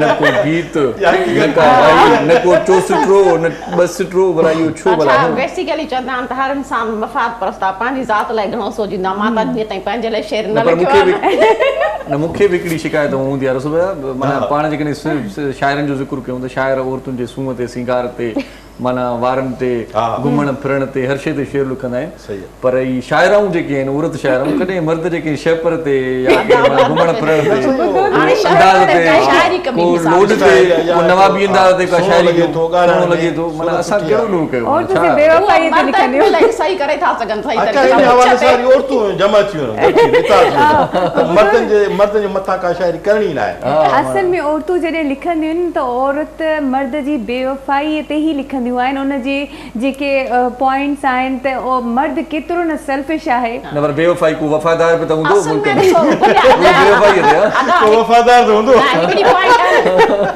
इहो ख़ुदा जो बहितरीन तोहफ़ो कहिड़ो आहे जॾहिं चवनि था औरत अलाह जी तख़लीक़ कयल ख़ूबसूरत तख़लीक़ आहे न उहा हिकिड़ी त पोइ हाणे ज़रा ख़ूबसूरत तख़लीक़ आहे त उन ते अहिड़े क़िस्म जी शाइरी कंदा मर्दनि खे जंहिंखे ख़ूबसूरत सम्झो त उन ते कभी न साईं मां जवाब मिली वियो साईं जवाब मिली वियो साईं छा कंदासीं अच्छा ॻाल्हि इहा आहे त बादशाह ताजमहल ठाहे ॾिनो इंडिया में तर उन जॾहिं तूं मुंहिंजे लाइ कुझु न कयो त हिते वीह कार हिननि हिकिड़ी ॻाल्हि कई त ख़ुदा जी तरफ़ां मतिलबु हिकु ख़ूबसूरत तख़लीक़ जेका आहे उहा औरत आहे त वॾे में वॾो गिफ्ट तव्हांखे तव्हांजी वाइफ जेका आहे मिली आहे इहो वॾे में वॾो गिफ्ट आहे न औरत वॾे में वॾो गिफ्ट आहे उनखे जेतिरो संभालींदो जेतिरो संभालींदो असां बाक़ी चाहूं असां गिफ्ट ताजमहल जी ॻाल्हि आई ताजमहल त ताजमहल जेकॾहिं ही मुंहिंजे लाइ ठहिराए त मां मञींदसि जी बिस्मिल्लाह त मुंहिंजे लाइ ठहिराए अलाह ख़ैर करे अलाह ख़ैर करे फिलहाल त शॉपिंग कीअं न आई चलो न हालात ख़राब पिया ख़ैर करे मां मञींदसि ठहिराईंदो न मञींदसि त ताजमहल ठहिराए जेको नथियूं मञनि मां जो मञींदसि दिलि जी ॻाल्हि ॿुधायांव हिन महिल दिलि में सोचे थो चलो तव्हां रुॻो वञी ॾिसो ताजमहल मां पाण ई ठाराईंदुमि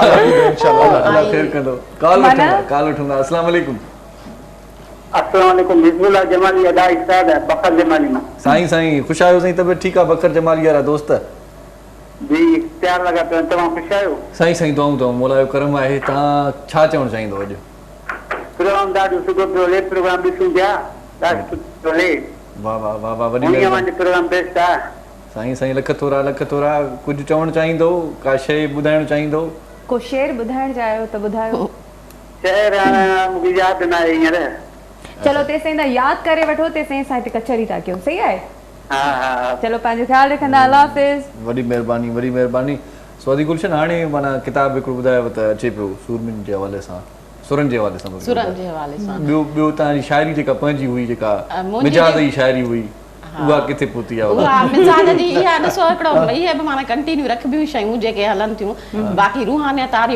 जेके थिए थो भिटाई ते इहो कमु जारी रहंदो इनशाला मुंहिंजो जेसि ताईं 30 सूर पूरा थियनि बाक़ी मुंहिंजा पंहिंजा किताब जीअं अज़ल खां सफ़र में हिकिड़ो पंहिंजो जीअं सेपरेट पोइट्रीअ जो अची चुको आहे उन खां अलावा उर्दू जो आयो आहे अक्से जाना हम उनमें जेको आहे सो पंजाब ऐं सिंध जा तक़रीबन 14-15 शाइरनि जंहिंमें मुंहिंजी पोइट्री बि मौजूदु आहे ऐं उन खां अलावा जेको कंबाइन बुक्स ॿियूं बि आहिनि सहरा मंझि सदा या नज़मुनि जो देस इहे बि अची चुका आहिनि ऐं इनशाला इन प्रोसेस आहे मुंहिंजो ॿारनि जी पोइट्री जो किताब इन प्रोसेस आहे इनशाला उहो बि जल्द जेको आहे तव्हांखे पढ़ण लाइ मिलंदो ॿारनि जी शाइरी जेका आहे मां सम्झां थी इहो बेसिक आहे हिकिड़ो अदब जो जेको तमामु ज़रूरी आहे मुआशरे जे सुधार लाइ ॿारनि ते तवजा ॾियणु उन्हनि जे लाइ लिखणु जेको मां सम्झां थी घटि थो लिखिजे ऐं लिखणु खपे हाणे ॿारनि जे लाइ जेको असां अॼु लिखंदासीं सुभाणे अदीब पैदा कंदासीं उहे ई सुभाणे जा अदीब आहिनि मुस्तक़बिल जा लिखंदड़ असांजा ॿार आहिनि उन करे ॿारनि लाइ जेको आहे न उहो लिखणु ज़रूरी आहे रसूल साहिब जो जेको आहे सो मूड मिज़ाज शाइराणो आहे या न आहे या तंग थींदो आहे त रोज़ सॼो ॾींहुं शाइरी थी करे बस या कॾहिं ईअं थियो आहे त बस तूं लिखो त टी सेट तव्हांखे ॿुधाए घटि हूंदो अथसि गुलूकाराणो घणो हूंदो पोइ बि तव्हांजे कम जो आहे छो त तव्हां शेर लिखंदो त ॻाईंदो हे हाणे इहे बि माना गॾु हले थी न म्यूज़िक वग़ैरह बि ऐं पोइट्री त गॾु ई आहे इहा बि जेको सुठो वञे त सही बाक़ी जेको कालम निगारी आहे उहा काफ़ी जेको तव्हांजो शाइरी में कंहिंखां इंस्पायर थियो केरु उस्ताद आहे तव्हांजो कंहिंखां सिखियो या ईअं पाण मुरादो दिलि चयो लिखी वियो त माण्हुनि चयो वाह वाह सुठो था लिखो त अञा लिखो माशाल्लाह शुरू खां लिखियो ऐं जेको वालिद साहिबु शाइरी कंदो हो तनक़ीदी मतिलबु जीअं थिए तनक़ीदी पर इस्लाही हिकिड़े क़िस्म जी ऐं अली मोहम्मद दर्द सोलंगी चाचो आहे मुंहिंजो पंहिंजो हिकिड़ो सम्झो मोरोसी हिकिड़ी शइ आहे जेका असांजे उहा बि हलंदी थी स्टेप बाय स्टेप जेको हली त उहे क्वालिटीज़ त हुयूं बाक़ी हाणे शाह अब्दुल लतीफ़ भिटाई पढ़ियोसीं उस्ताद बुखारी आहे उनखे पढ़ियोसीं शेख अयाज़ पढ़ियोसीं त हाणे माना तव्हां जीअं चयो त हाणे हर शइ जे लाइ जेकॾहिं कुझु लिखो था त मुतालियो मुशाहिदो is the basic unit of it त उनजे करे माना उन लाइ जॾहिं असां कंहिंखे पढ़ंदासीं त असांखे उन शइ ते लिखणु ईंदो असांखे ईअं कंहिं बि शइ ते लिखणु न ईंदो हाणे जेकॾहिं मां भिटाई खे पढ़ां न त मूंखे कॾहिं उनजे सुरनि ते लिखणु त कोन्हे मां जॾहिं भिटाई खे पढ़ियो मां गहराई में वियसि तॾहिं मूं उनखे सम्झो त माना कहिड़े क़िस्म जी शाइरी आहे मां दुनियावी शयुनि खां हटी करे जेको आहे सो रूहानियत वारे पासे आहे जिते बंबोर खे दुनिया सां तशबीह ॾिनी वई आहे त बंबोर खे छॾियो वञी झर झंग जाॻियो यानी ख़ुदा जी यादि में वञो तव्हां उते पहुचो जिते ख़ुदा आहे तव्हां ख़ुदा ॻोल्हियो उनजे लाइ तकलीफ़ूं सहो उनजे लाइ जेको आहे सो पेरनि में लिफूं पवनि त तव्हां उहो सफ़र जारी रखो जेको अॻिते रूहानियत जो सफ़र आहे असुल सफ़र आहे उन में तकलीफ़ूं केॾियूं बचनि उहे कटियो वाह वाह वाह माना आदि गुलशन सफ़ा हाणे तब्दील थी वई हाणे मूंखे त ख़ुशी थींदी आहे मां त चवंदुमि मुंहिंजे लाइ बि एज़ाज़ आहे मुंहिंजी घरवारी एॾो माना हिकिड़ो काफ़ी माना खेटे भरण खां जान छुटी रूहानियत ॾे न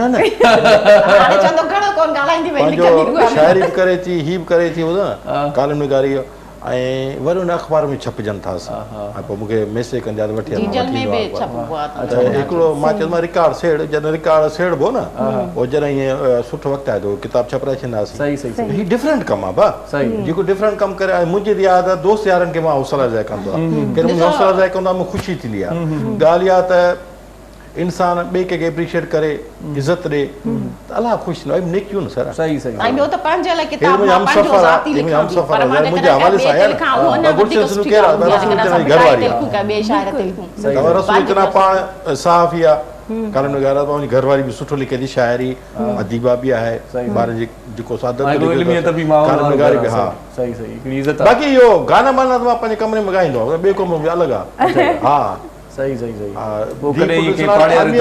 अमी अमी अबू गाए पियो थो अच्छा वाह मूंखे कुझु ॻाइण थी ॾियो न पोइ कॾहिं को पाड़े वारे खे दर खड़कायो भाई केरु तो जेको रही न आस्ते चवंदा आहिनि त हाणे असां दरियूं सफ़ा पकियूं कराए छॾियूं दरनि जी जाइ ते भितियूं लॻाए छॾियूं अच्छा कॾहिं कॾहिं थींदो आहे ख़ासि तौर ते जिते रागी रहंदा आहिनि उस्ताद मोहरम साहिब खे ख़बर हूंदी रागी जिते रहंदो आहे न पाड़े वारो थी वेंदो पाड़े वारा पहिरियां रागी आहे न वो बेचारो शताब गुलकार हो कंपोज़र हो सर मां त माना मोहरम साहिब सराह ॾींदी बाजू वठो त पोइ सही माना में रियाज़ थींदो आवाज़ में चाहे तो दर खड़के इन्हनि जो मां बाजू वतो काफ़ी दफ़ा कलाम बि ॻायो यार दर नथो खड़के मां बाजू वतो रुगो ई माना ईअं सुरनि ते रुगो हथ रखिया न त माना 2-3 ॾींहं सुबुह जो रियाज़ करणो पवंदो आहे सुबुह जो अच्छा माना इहो सफ़ा नेराने सही आहे हाणे नेराने सभु सुता पिया हुजनि उन महिल को रड़ियूं करे त ॿुधाए दर त खड़कंदो न अच्छा तो बहुत ख़ैर त आहे हाणे जेके रागी हज़रात आहिनि उहे वरी उनजा घर या उन्हनि जी जेके क्लब्स आहिनि अक्सर तव्हां रागी क्लब थी हूंदी शहर खां थोरी पर भरी हूंदी स्टूडियो माना सफ़ा पैक हूंदा रोड ते हूंदो मेन रोड ते ट्रैफिक घणी हूंदी आहे उते ख़बर न पवंदी इहो हूंदा या वरी ईअं कंदा आहिनि हिकिड़ो पंहिंजो उन्हनि जो रूम जेको आहे साउंड प्रूफ कराए छॾींदा आहिनि ताकी ॿाहिरि आवाज़ ई न वञे सही सही अच्छा उहो लिखण पढ़ण जेको आहे सिलसिलो तव्हांजो अलॻि हिकिड़ो सिलसिलो रूम जो आहे माना या ॿार बि घुमनि था पिया ऐं गॾो गॾु सभु कम बि करणा आहिनि वरी लिखणो पिया ईअं कॾहिं के लेखक ईअं लिखंदा आहिनि के वरी सेपरेट माना हिकिड़ो माहौल ठाहे करे कमरे में पाण वेही करे पना खणी करे लिखणो हा पोएट्री वग़ैरह त मतिलबु मां सम्झां थी ॿियो केरु वेठो आहे मतिलबु 2-4 माण्हुनि जे विच में पोएट्री जेकॾहिं छो त उहा अचानक ईंदी आहे पोएट्री अचानक इलामी हिकिड़ो आहे जेॾी महिल तव्हांखे लाइनूं अची वञनि ईअं न आहे त मां जो ठही जुड़ी पई हा पोइ मूंखे अचानक कॉल बि अची वई आहे सो कॉल वठूं उस्ताद मोहरम नाज़ लाइ फोन आई आहे अच्छा बाबा क्यों था हेलो अस्सलाम वालेकुम हेलो हेलो हेलो हेलो अस्सलाम वालेकुम आवाज़ स्टूडियो ताईं पहुचायो उस्ताद नहीं तव्हां पाण ॻाल्हायो असां कोई नथो ॻाल्हाए हेलो हेलो ॻाल्हायो जी अस्सलाम वालेकुम उस्ताद वालेकुम सलाम मरम नाल था ॻाल्हायो जी जी साईं ख़ुशि आहियो लाड़ जा माण्हू कच्छनि जी महिनत मिजाजी तुंहिंजे वक़्त जा उस्ताद बिठू सां तो गॾु थियो आहे वेठो आहे असांखे कच्छनि जो ॿुधायो ई तव्हां पंहिंजो रुॻो पर तुंहिंजा ॻाइणा ॿुधो वॾी महिरबानी साईं इहो तारीफ़ कराइजो किथां पिया ॻाल्हायो साईं किथां ॻाल्हायो पियो पंहिंजो तारीफ़ करायो तव्हांजो नालो गुलाम अली कंदो गुलाम अली ठरी ॾिनामांइ वॾी महिरबानी साईं फ़ोन करण जे लाइ लख लाइक़ ऐं तव्हांजी स्टेशन जो आवाज़ 3 ॾींहंनि खां बंदि आहे हिते रुॻो तस्वीर तव्हांजी अचे पई आवाज़ बिल्कुलु कोन थो अचे ओके उहो इशू हूंदो कोई न कोई तव्हांजे एरिया में या कुझु न कुझु नेटवर्क जो हूंदो उनखे बि ॾिसी था वठूं बेफ़िक्र रहो तव्हांजी आवाज़ अची वेंदो थैंक यू सही सही सही मरम जी ॻाल्हि इहा आहे त तव्हां ॻाल्हि सम्झी सही महिरबानी जी न महिरबानी फ़ोन करण जे लाइ छो जो यादि कनि था साईं अॼुकल्ह कंहिं वटि टाइम आहे केरु तव्हांखे फ़ोन करे सही सही सही सही पंहिंजो टाइम पंहिंजा पैसा छिड़ाए थो अली हैदर साहब के साथ गद्दो अच्छा सवाल अली हैदर साहब मुझे आपसे ये पूछना है कि आपके जो स्टूडेंट हैं इस टाइम कितने मौजूद हैं इस वक्त करंटली हमारे पास जो है वो 3 बैचेस हैं तो टोटल 6 स्टूडेंट्स हैं हमारे पास क्योंकि एक बैच में 2 स्टूडेंट्स हैं फिलहाल अच्छा, ये वैसे देखा जाए तो पहले जितने भी आपके स्टूडेंट पास आउट होकर चले गए हैं तो उनकी कितने मंथ की रही है प्रिपरेशन? हाँ, प्रिपरेशन मैक्स जो है स्टूडेंट्स की वो 20 सेशंस में रेडी हुए हैं। उसमें से हमने 2 एक्स्ट्रा मॉक्स भी उन्हें प्रोवाइड किए थे, तो इट मेक्स 22 सेशंस। तो एक ऐसा स्टूडेंट जो कि एवरेज अगर स्टूडेंट है तो वो 20 to 22 सेशंस में रेडी हुए हैं। राइट। और कुछ स्टूडेंट्स ऐसे भी आते हैं हमारे पास जिनकी ऑलरेडी ग्रिप अच्छी होती है, उनकी बेस भी स्ट्रांग होती है, या वो ओ लेवल से पढ़े हुए होते हैं, तो दे कैन कवर इजीली इन 17 to 18 सेशंस में वो रेडी हो जाते हैं। क्योंकि यहाँ पे ये चीज़ डिपेंड कर रही होती है स्कूलिंग पे भी, कि अगर कुछ कैंडिडेट्स ऐसे हैं जिनकी स्कूलिंग अगर ओ लेवल की है तो उनके लिए आइल्स बहुत ईजी है, it's simply a piece of cake. अगर हम आते हैं इंग्लिश मीडियम स्टूडेंट के स्टूडेंट्स के लिए, उनके लिए भी आइल्स कर रहे बेहतर होता है। असल प्रॉब्लम जो आती है वो रीडिंग पे आती है स्टूडेंट्स को। सही। रीडिंग पे इसलिए आती है क्योंकि रीडिंग में ये नहीं है कि हमें कुछ रीड करना है, रीडिंग में ये होता है कि पैसेज दिया गया होता है और उस पैसेज के क्वेश्चंस हमें निकालने होते हैं, that is known as comprehension. और 3 पैसेज होते हैं, 60 मिनट्स के अंदर आपको 3 पैसेज में 40 क्वेश्चंस के आंसर्स पिक करने होते हैं। अच्छा, सही। अब प्रॉब्लम ये आती है स्टूडेंट्स को कि जो पैसेज में वर्डिंग है वो क्वेश्चंस की वर्डिंग से बिल्कुल डिफरेंट है। वो सिनोनिम्स यूज कर रहे होते हैं। वो किस तरह, वो थोड़ा सा समझाएं। फॉर इंस्टेंस अगर एक क्वेश्चन यहाँ पे लिखा हुआ है कि सारा डज नॉट एग्री, लेकिन पैराग्राफ में वो इस तरह नहीं लिखेंगे कि सारा डज नॉट एग्री, वो या तो इस तरह लिख सकते हैं कि Sara doesn't want to do this, she is not interested in this activity, या she is unable to join that. तो अब स्टूडेंट को ग्रैब करना होगा सेंस के वो किस सेंस में बात की जा रही है। सही। अब वर्ड्स जो होते हैं, फॉर एग्जांपल कहीं पे हम कहते हैं I opine that, I opine that का भी मतलब है ये मेरा ओपिनियन है, I strongly believe that it's my opinion, ये भी इसी चीज को लेके आ रहा है। तो वर्डिंग्स जो है बिल्कुल डिफरेंट होती है। अब स्टूडेंट को प्रेशर ये होता है कि 60 मिनट्स के अंदर 40 क्वेश्चन निकालने हैं। अच्छा। तो वो एक जो है थोड़ी सी चीज़ जो है स्टूडेंट को आप कह सकते हैं कि इरिटेट करती है कभी कभार, कभी कभी प्रेशराइज भी कर देती है। अच्छा। तो उसकी प्रैक्टिस जो है मैं ज़्यादा से ज़्यादा अपने स्टूडेंट्स को कराता हूँ, क्योंकि हमारे स्कूलिंग में ये वाला पैटर्न जो है वो नहीं है रीडिंग का, ये सिर्फ आपको ओ या ए लेवल्स पे मिलेगा, अदरवाइज आप इसको नहीं फाइंड आउट करते हैं। तो इस सेक्शन में जो है स्टूडेंट्स घबराता भी है और उसको टाइम लगता है अपने आप को उस रिक्वायर्ड टारगेट बैंड्स पे लाने पे। तो उसमें फिर उनको प्रैक्टिस के लिए जो है टिप्स बताई जाती हैं कि आपको किस तरह वर्ड्स को स्कैन करना है, पहले स्कैन करने के बाद आपको स्किमिंग करनी है और फाइंड आउट करना है। तो ये एक प्रोसेस ऐसा होता है जो इट्स अ बिट कहना चाहिए कि टाइम टेकिंग प्रोसेस है ये। सही। तो ये स्टूडेंट्स के लिए थोड़ा टफ है, लेकिन वही बात है अगर आप प्रैक्टिस करते हैं तो it tax 3 classes to come इन अ ट्रैक। 3 क्लास के साथ स्टूडेंट ट्रैक में आ जाता है, उसका सेंस डेवलप हो जाता है, और जैसे ही सेंस डेवलप होता है वो चीज़ों को पिक करने लग जाता है। सही सही नाइस, ज़बरदस्त। सही, तमामु बहितरीन इहा ॻाल्हि आहे। आइस करणु घुरिजे। ऐं मां उन्हनि जी हाणे कॉल बि हिकिड़ी आई हुई त ऑनलाइन असां क्लास वठण था चाहियूं, त तव्हां ऑनलाइन क्लास वठी था सघो। ज़रूरी न आहे त तव्हांखे इमिग्रेशन करिणो आहे या तव्हांखे हितां शिफ्ट थियणो आहे। हिते पाकिस्तान में भी तव्हां एतिरी सुठियूं जॉब्स करे सघो था, कंहिं ऑफिस में वञी सघो था, पर तव्हांजो एक्सेंट, तव्हांजो बॉडी लैंग्वेज ऐं तव्हांखे अगरि नॉलेज इन शइ लाइ वठणी आहे त तव्हां बिल्कुलु इहे कोर्सिस कयो, छो जो इहे लाज़मी आहिनि। असांखे हर शइ अचणु घुरिजे। साही बि अचणु घुरिजे हाणे प्रोग्राम में। बिल्कुलु उहा लाज़मी आहे, छो जो वापसि ईंदासीं त वरी मज़ेदार कचेरी असांजी हली रही आहे ऐं ॾाढी मज़ेदार मज़ो बि अचे पियो अॼु त। सो व्यूअर खिड़ा न वञिजो, ॾिसंदा रहो सलाम सिंध। मुझे सिंध के सलाम सलाम सिंध, मुझे सिंध के सलाम सलाम सिंध, मुझे सिंध के सलाम सलाम सिंध, मुझे सिंध के सलाम सलाम सिंध। सलाम सिंध में एक बार वरी तव्हांखे भली कार चऊं था। असां कचहरी कंदा आहियूं, पंहिंजी बि कचहरी हूंदी आहे असांजी। ब्रेक में तव्हां सोचींदा हूंदो ब्रेक में असां काॾे वेंदा आहियूं, काॾे न वेंदा आहियूं, हिते वेठा ई हूंदा आहियूं ऐं कचहरी कंदा आहियूं पंहिंजी वरी। सो पंहिंजी कचहरीअ में हिन वक़्तु पंहिंजो हिकिड़ो ज़बरदस्त मूड मिज़ाज सेट करण जे लाइ दिलि चवे थी त उस्ताद मुहर्रम नाज़ खे वरी ॿुधिजे।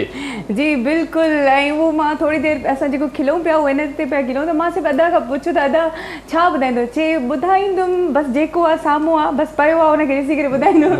प्रॉपर जुमिलो इहो हुयो त जेको आहे बसि पेश थी वेंदो।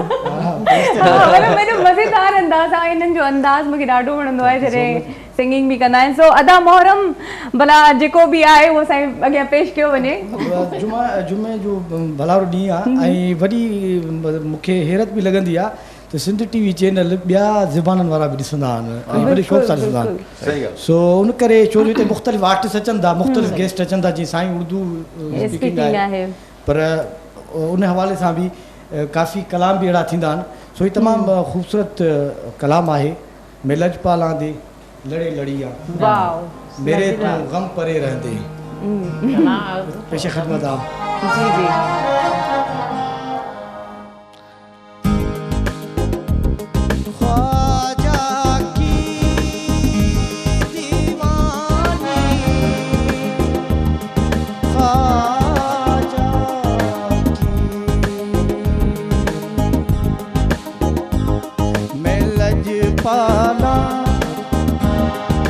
लजपाला ते लड़िया मेरे तू गम परे रहते, मैं लजपाला ते लड़िया मेरे तू गम परे रहते, मैं लजपाला ते लड़िया मेरे तू गम परे रहते, मैं लजपाला ते लड़िया मेरे तू गम परे रहते, मेरी आशा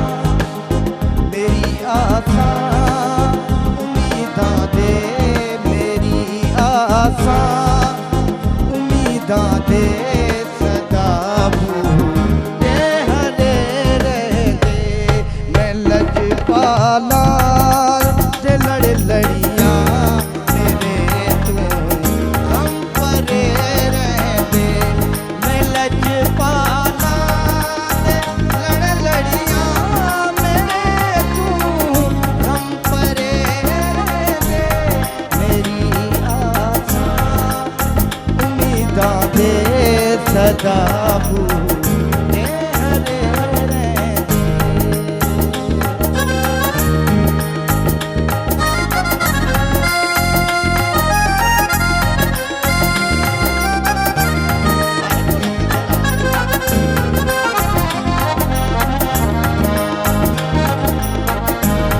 कदे भी लोड़ नहीं पैंदी मैनू दर तू मंगने दी, कदे भी लोड़ नहीं पैंदी मैनू भी दर तू मंगने दी, मैं लजपाला दी मंगड़ियां, मैं लजपाला दी मंगड़ियां मेरे पल ले भरे रहते, मैं लजपाला ते लड़िया मेरे तू गम परे रहते।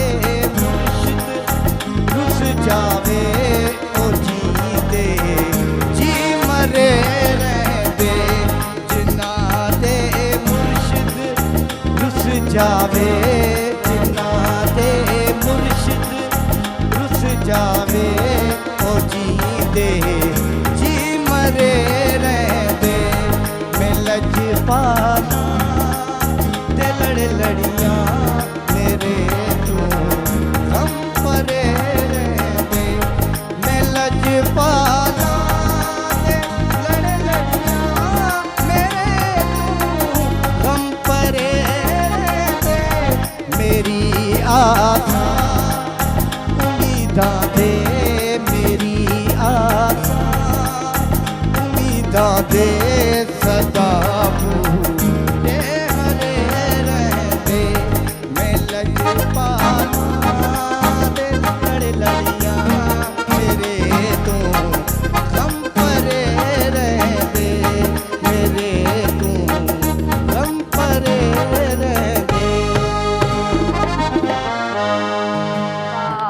ज़बरदस्त ज़बरदस्त ॾाढो सुठो कलाम, ॾाढे सुठे अंदाज़ में उस्ताद वारो ॿुधायो। बिल्कुलु ॾाढो ज़बरदस्त ॿुधायूं, पर मुंहिंजो ध्यानु एॾे बि वियो त जीअं चना साहब तव्हांखे ॿुधाईंदो रहंदो आहे या कमरे में बंदि थी करे ॿुधाईंदो, थोरो असांखे बि पोइ गुनगुनाए ॿुधायो तव्हां बि। न मां पंहिंजे कमरे ॿिए कमरे में ॻाईंदो। न इहे सभु कमरे में वेठो। तव्हां घणो ॿुधणु चाहियो था? हा, तव्हांजी आवाज़ में ॿुधणो आहे। तव्हां अखियूं बंदि कयो, इहे सभु तव्हां कमरे में पंहिंजे में वेठा हो। वाह वाह, मरण वाला साथ जा सर बिल्कुलु इज्जत रखजा सर इंशाल्लाह। साईं जेकॾहिं कमु वणी वियो त तव्हां एल्बम मोहरम साहब एल्बम बि आहे ॿियो हिते साईं खे जॉइन कराईंदा। ऐं मॉडल जेका इरशाद हूंदो तव्हांजे गाने तव्हां में। ॿई मॉडल हूंदो। हाणे ॻाल्हि इहा त माशाअल्लाह साफ़त में कामयाबी, इवन में कामयाबी। हाणे जेको मुंहिंजी आख़िरी ख़्वाहिश हूंदी त मां गुलकारी में कामयाबी हासिल कयां। पोइ भली घर वारे न ॿुधनि, को मसइलो न आहे।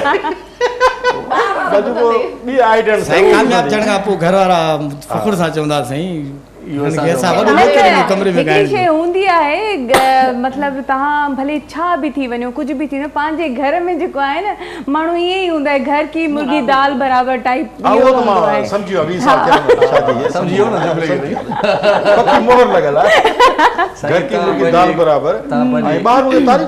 सुठी आवाज़ आहे। ऐं जेको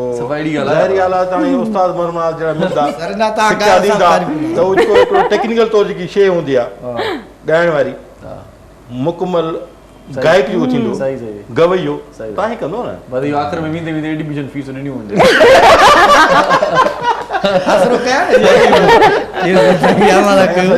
कुझु न कुझु कलाम ॿुधायूं। हा न ॿुधायो न, तव्हां सीरियस न पिया सम्झो छा? असां सीरियस आहियूं। माई हारी थी सीरियस कंडीशन आहे, कंडीशन सीरियस आहे। हाणे उस्ताद बुखारी अथव इहो सुहिणो सजण तुंहिंजी। वाह वाह, सच ॾिठो। हर कम कार में बचार हर कम कार में बचार मजबूरियूं, हर कम कार में बचार मजबूरियूं, हिकिड़े प्यार में हज़ार मजबूरियूं, हिकिड़े प्यार में हज़ार मजबूरियूं। सुहिणो सजण तुंहिंजी सच सच सच सच त बीठो नारो मारे नच, हाणे मञी जूं हाणे मजबूरियूं, हाणे मञी जूं हाणे मजबूरियूं, हिकिड़े प्यार में हज़ार मजबूर। माना तव्हां अधीअ की मजबूरी था चओ। हज़ार मजबूर। साईं पर ॻाल्हि इहा आहे त हर कम कार में ॿ चार मजबूरियूं, पर हिन फनकार में हज़ार मजबूरियूं। सही वठियो न, सेखारियो न। ये बाचा ही पे रिदम सुठी गुलकारी कनि था। न तव्हां चओ था हुन तव्हांखे अटकल सां हिते फासायो आहे ॻाइण में, तव्हां बि चओ था भले हो बि ॻाए। हा न, ख़बर पए जुदाई छा थींदी आहे। मां घर में ही ॻाईंदो आहे न, मां त घर में कोन ॻाईंदी आहियां। तव्हां को शेर ॿुधायो भला। शाइरी में तूं भाऊ बि रिदम में ॻाईंदो, शाइरी जो रिदम में शाइरी पेश कंदो। शाइरी शाइरी साईं तव्हां ॿुधणी पवंदी, ॻायो तव्हां असां ॿुधो था। हाणे असां कलाम ॿुधो आहे न करे। हा ॿुधायो ॿुधायो त पोइ अली दर साहिब खां कलाम ॿुधूं था। हा समझ में आई बात? गज़ल आहे। जज़्बनि जो क़दुरु कयो, जज़्बनि जो क़दुरु कयो, मोहबतुनि जो क़दुरु कयो। वाह वाह वाह। जज़्बनि जो क़दुरु कयो, मोहबतुनि जो क़दुरु कयो, इबादत जीअं आहिनि पाक, चाहतुनि जो क़दुरु कयो, कारी करे न मारियो, कारी करे न मारियो, इज़तुनि जो क़दुरु कयो। वाह वाह वाह। जज़्बनि जो क़दुरु कयो, मोहबतुनि जो क़दुरु कयो, वॾो मक़ाम हासिल करे, वॾो मक़ाम हासिल करे, शोहरतुनि जो क़दुरु करियो, जज़्बनि जो क़दुरु करियो, मोहबतुनि जो क़दुरु करो, इबादत जीअं आहिनि पाक, चाहतुनि जो क़दुरु करियो। दोस्ती अनमोल आहे रिश्तो, दोस्ती अनमोल आहे रिश्तो, सोहबतुनि जो क़दुरु कयो, जज़्बनि जो क़दुरु कयो, मोहबतुनि जो क़दुरु करियो। इज़हार जा तर्जुमान आहिनि, इज़हार जा तर्जुमान आहिनि, गीतनि जो क़दुरु कयो, जज़्बनि जो क़दुरु कयो, मोहबतुनि जो क़दुरु करियो। कॾहिं बि टुटणा न आहिनि, कॾहिं बि टुटणा न आहिनि, रिश्तनि जो क़दुरु करियो, जज़्बनि जो क़दुरु करियो, मोहबतुनि जो क़दुरु करियो, इबादत जीअं आहिनि पाक, चाह तुंहिंजो क़दुरु करियो, वाह, वाह, गाली वाह। करे न मारियो, इज़त तुंहिंजो क़दुरु। वाह वाह वाह साईं, असां ज़बरदस्त ज़बरदस्त ऐं असां तव्हांजे लफ़्ज़नि जो क़दुरु कयो। हा त बिल्कुलु। सो हाणे कॉल आहे असांजे प्रोग्राम में शामिल थियण जे लाइ। जी सरिश। हेलो अस्सलाम वालेकुम। वालेकुम अस्सलाम। जी अदा केर किथां पे ॻाल्हायो? बाजी बा अब्दुल रहमान ॻाल्हायां थो, गंदा के शहर खां, बल्किस्तान खां, ज़फरला खां जे जी जी मुंहिंजा भाउ छा चवणु चाहींदो? बस बाजी थी नथो विया मथो केबल वारनि जी को चैनल तव्हांजो सिम टीवी जो आवाज़ को ख़राबु थियल आहे, आवाज़ तव्हांजो पर हिते ॿुधूं था मोबाइल में, बाक़ी हेॾे थी आवाज़ न पियो जी। अच्छा जी मथो फोन कयूं था केबल वारनि खे, चऊं था सिधो कयो थी हवा, चऊं था सिधो कयूं था करणु सिधो। सही सही जी अदा इहो एरिया जे नेटवर्क जो इशू हूंदो आहे त केबल वारनि सां कॉन्टेक्ट कयो, तव्हांजो इशू ज़रूरु सॉल्व थींदो। ठीकु आहे भाउ? जी मां पाण कमु कंदो आहियां केबल जो, पर हिन चाबी न आयो, केबल और चाबी खणी आहे पाण सां गॾु। अदा हाणे असां हुनखे रिक्वेस्ट कयूं था तव्हांखे चाबी ॾेई वञे, तेसिताईं पंहिंजो ख़्यालु रखंदा। अल्लाह हाफ़िज़। वॾी महिरबानी टीवी जो आवाज़ सादो माण्हू अथव। साईं मां वरी सोचां भला मुंहिंजो आवाज़ सही न आहे त डॉक्टर खे ॾेखारियो, आवाज़ नथो अचे सही, तो यो भी मसलो थींदो आहे। अच्छा अलीज़र साहब ये बताएं कि माशाल्लाह से बहुत सारी अच्छी बातें हो रही हैं आपसे, स्टूडेंट्स का और ख़ासतौर पर पेरेंट्स का क्या फीडबैक होता है, तो ये थोड़ा सा बता दें कि मुतमिन होते हैं। हाँ एग्जैक्टली अब होता ये कि जो मेरे पास स्टूडेंट्स मोस्टली आते हैं वो एक स्टूडेंट मुझसे अगर पढ़ के गया है तो डेफिनेटली दूसरे को रिकमेंड करता है। अच्छा।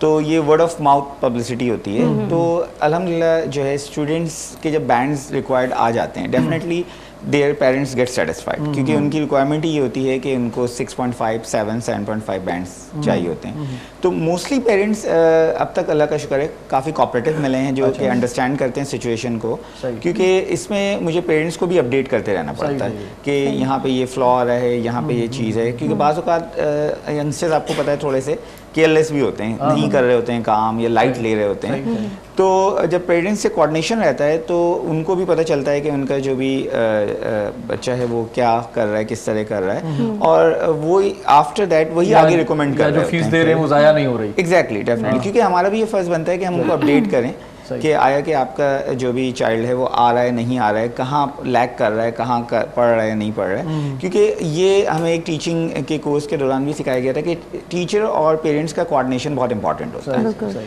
सिर्फ हम स्टूडेंट पे जो है सारा बर्डन नहीं कर सकते हैं, ना ही टीचर पे बर्डनाइज होता है, वी नीड टू हैव अच्छा अली साहब ये मुझे बताएं, जैसे आपने कहा कि हर एक क्लास में बेस जो है 3 स्टूडेंट का है, तो आपको नहीं लगता कि जितना ज़्यादा क्राउड होगा उतनी ज़्यादा कॉन्फिडेंस जो है उसमें बच्चे में ज़्यादा आएगा या आपका जो स्टूडेंट है उसमें ज़्यादा आएगा? देखिए ये अगर हम पब्लिक स्पीकिंग के कोर्स को टारगेट करते हैं तो उसमें वी नीड ऑडियंस डेफिनेटली, ठीक है। आइल्स में क्योंकि हम ज़्यादा इसलिए नहीं बच्चे को रखते हैं, वजह ये कि 2 आवर्स का एक सेशन है, ठीक है। 2 आवर के सेशन में अगर हमने 6 स्टूडेंट्स को रख लिया तो आप डिवाइड कर लीजिए, वो टाइम नहीं उनको मिलेगा जो उनकी रिक्वायरमेंट है। सही। अच्छा आइल्स के अंदर टोटल हमें फोकस करना होता है स्टूडेंट पे, उसकी लैकनेस को कवर करने के लिए, जहाँ जहाँ वो लैक कर रहा है। अगर नंबर ऑफ स्टूडेंट्स बढ़ जाते हैं तो ऑब्वियसली बात है टीचर की अटेंशन भी डाइवर्ट होती है, अटेंशन डाइवर्ट होती है, टाइम माइनस होता है, तो वो अटेंशन नहीं मिल पा रही होती है। अच्छा। अब इस चीज़ को कवर करने के लिए हम ये करते हैं कि फॉर इंस्टेंस मैं नूर कॉलेज ऑफ प्रोफेशनल एजुकेशन गुरु मंदिर में वहाँ पे भी हेड ऑफ डिपार्टमेंट हूँ लैंग्वेज के। तो हम इस तरह करते हैं कि वहाँ जो हमारी ESL की क्लासेस होती हैं, English as a second language, वहाँ हम उन बच्चों को लेके जाते हैं कि वो प्रेजेंटेशन डिलीवर कर लें। तो एक क्लास में, क्योंकि एक लैंग्वेज की क्लास में 22 स्टूडेंट्स होते हैं, तो वो स्टूडेंट जो आइल्स का होता है उसकी कॉन्फिडेंस बिल्डिंग के लिए वो उस क्लास में उसको लेके जाया जाता है जहां वो अपने कॉन्फिडेंस को बूस्ट अप करता है। लेकिन आइल्स में वैसे देखा जाए तो बहुत सारे यहाँ पे सेंटर्स ऐसे हैं जो एक रूम में 10 बच्चों को भी भर के पढ़ा रहे हैं, लेकिन क्या है कि वो रिजल्ट नहीं आ रहा है, इट्स नॉट रिजल्ट ओरिएंटेड, मतलब क्वालिटी होनी चाहिए, exactly quality matters not quantity. बिल्कुल सही कहा, सही सही सही। सो रसूल भाई साहब हिकिड़ो सुठो मैगज़ीन भी तव्हांजो ईंदो आहे मार्केट में, उनजो हाल हवाल ॾियो भला कीअं पियो हले? आज़मैर पाकिस्तान नालो आहे मैगज़ीन जो, सिंधी उर्दू अंग्रेज़ी में आहे ऐं उन जूं तयारियूं हलनि पियूं थियूं ऐं गॾो गॾु कुल सिंध मुशाइरो जेको आहे उर्दू सिंधी अंग्रेज़ी टिनी ज़बान में आहे, इहो माना मुनफ़रिद मैगज़ीन आहे पंहिंजी जॻह। अल्हम्दुलिल्लाह। ऐं मां 2-3 ॾींहंनि खां 2 माण्हुनि खां फ़ोन कयो आहे बाक़ाइदा, त जेको मूंखे मां अकेलो ई आहियां, ऐं सॼे माना मैगज़ीन संभालींदो आहे। हिकिड़ो ॿुधायूं त हर माण्हू जी पंहिंजी हिकिड़ी महिनत हूंदी आहे, लगन हूंदी आहे, सचाई बि आहे न तव्हांजी प्रोफेशन सां तव्हां सक्सेसफुल हो। सही सही। त हाणे मां मैगज़ीन मां जेको माना बाक़ाइदा लिस्ट ठाहींदो आहे त कहिड़ियूं कहिड़ियूं शयूं हुअणु घुरिजनि। पोइ मां चवंदो आहियां त हीअ त यार ॿियनि मैगज़ीन मां वठंदो आहे, पढ़ंदो आहियां। मां चवां यार हीअ मैगज़ीन सां अगरि शइ मुशाबत थिए थी या उहो आर्टिकल हुन सां मुता या मुंहिंजो मैटर हुन सां मिले थो 20-30 या 40% मां बेकार आहे, पोइ मां डिफरेंट शइ खणी ईंदो आहियां। पोइ काफ़ी माण्हू फ़ोन कंदो आहे सहाफ़ियुनि खे, कालम निगारनि खे, बाबा हिन ते मूंखे हिन टॉपिक ते मूंखे खपे आर्टिकल, पोइ उहो ॾींदो आहे। उहो किथे छपियल न हूंदो आहे। हा, अहिड़े हिसाब सां जीअं अल्ताफ़ शेख साहिब मुंहिंजी ॻाल्हि ॿुधी, मां सियाणी चयो तव्हां जेकी छपिया आहिनि किताब इहो तव्हां किताबूं ॾिनियूं बि आहिनि मूंखे, मां चाहियां थो मूंखे तव्हां बिल्कुलु हिकु नओं जेको आहे न, नओं बिल्कुलु फ्रेश ॾियो जो किथे छपियो न हुजे कंहिं बि अख़बार में कंहिं मैगज़ीन में। हुन मूंसां वाइदो कयो, पंहिंजी तबियत थोरी ख़राबु आहे, नासाज़ आहे, वाइदो कयो त हुन सां मुंहिंजी काफ़ी 10-12 सालनि खां हिकिड़ी न्याज़ निवड़त आहे। त चवण जो मक़सदु इहो आहे त जीअं तव्हां मां तव्हांजी आई डी में ईंदो आहियां, मूंखे ख़ुशी थींदी आहे त तव्हांजो ॾिसो न डिफरेंट शइ आहे। त होस्ट एंकर पसंदि आयो पंहिंजे घर ते, उनमें सक्सेसफुल हो, पर अलाह ताईं सलाह जूं कहिड़ियूं ॾिनियूं आहिनि। सलाह इहो त तव्हां सिंगर बि, अच्छा आवाज़ु सुठी अथव, शाइरी बि तव्हां सुठी कयो था, ऐं मज़े जी ॻाल्हि इहा आहे त जेकी कंपोज़िशन थींदी आहे न वॾो किरदारु अथव। सही सही। हेॾी ज़ालिम वेठा आहिनि पीसीआर में, चवनि था ब्रेक वठो। मां त भाऊ फ़ोन करे डिनर करणी वाह जी ॻाल्हि कई अथव, मज़ेदार तारीफ़ पई थिए, पर ब्रेक जो टाइम थी वियो आहे। जी बिल्कुलु, मज़ेदार कचेरी हली रही आहे, सो तव्हां बि केॾा न वञिजो, हिते वियो ऐं ॾिसंदा रहो सलाम सिंध। मुझे सिंध के सलाम सलाम सिंध, मुझे सिंध के सलाम सलाम सिंध, मुझे सिंध के सलाम सलाम सिंध, मुझे सिंध के सलाम सलाम सिंध।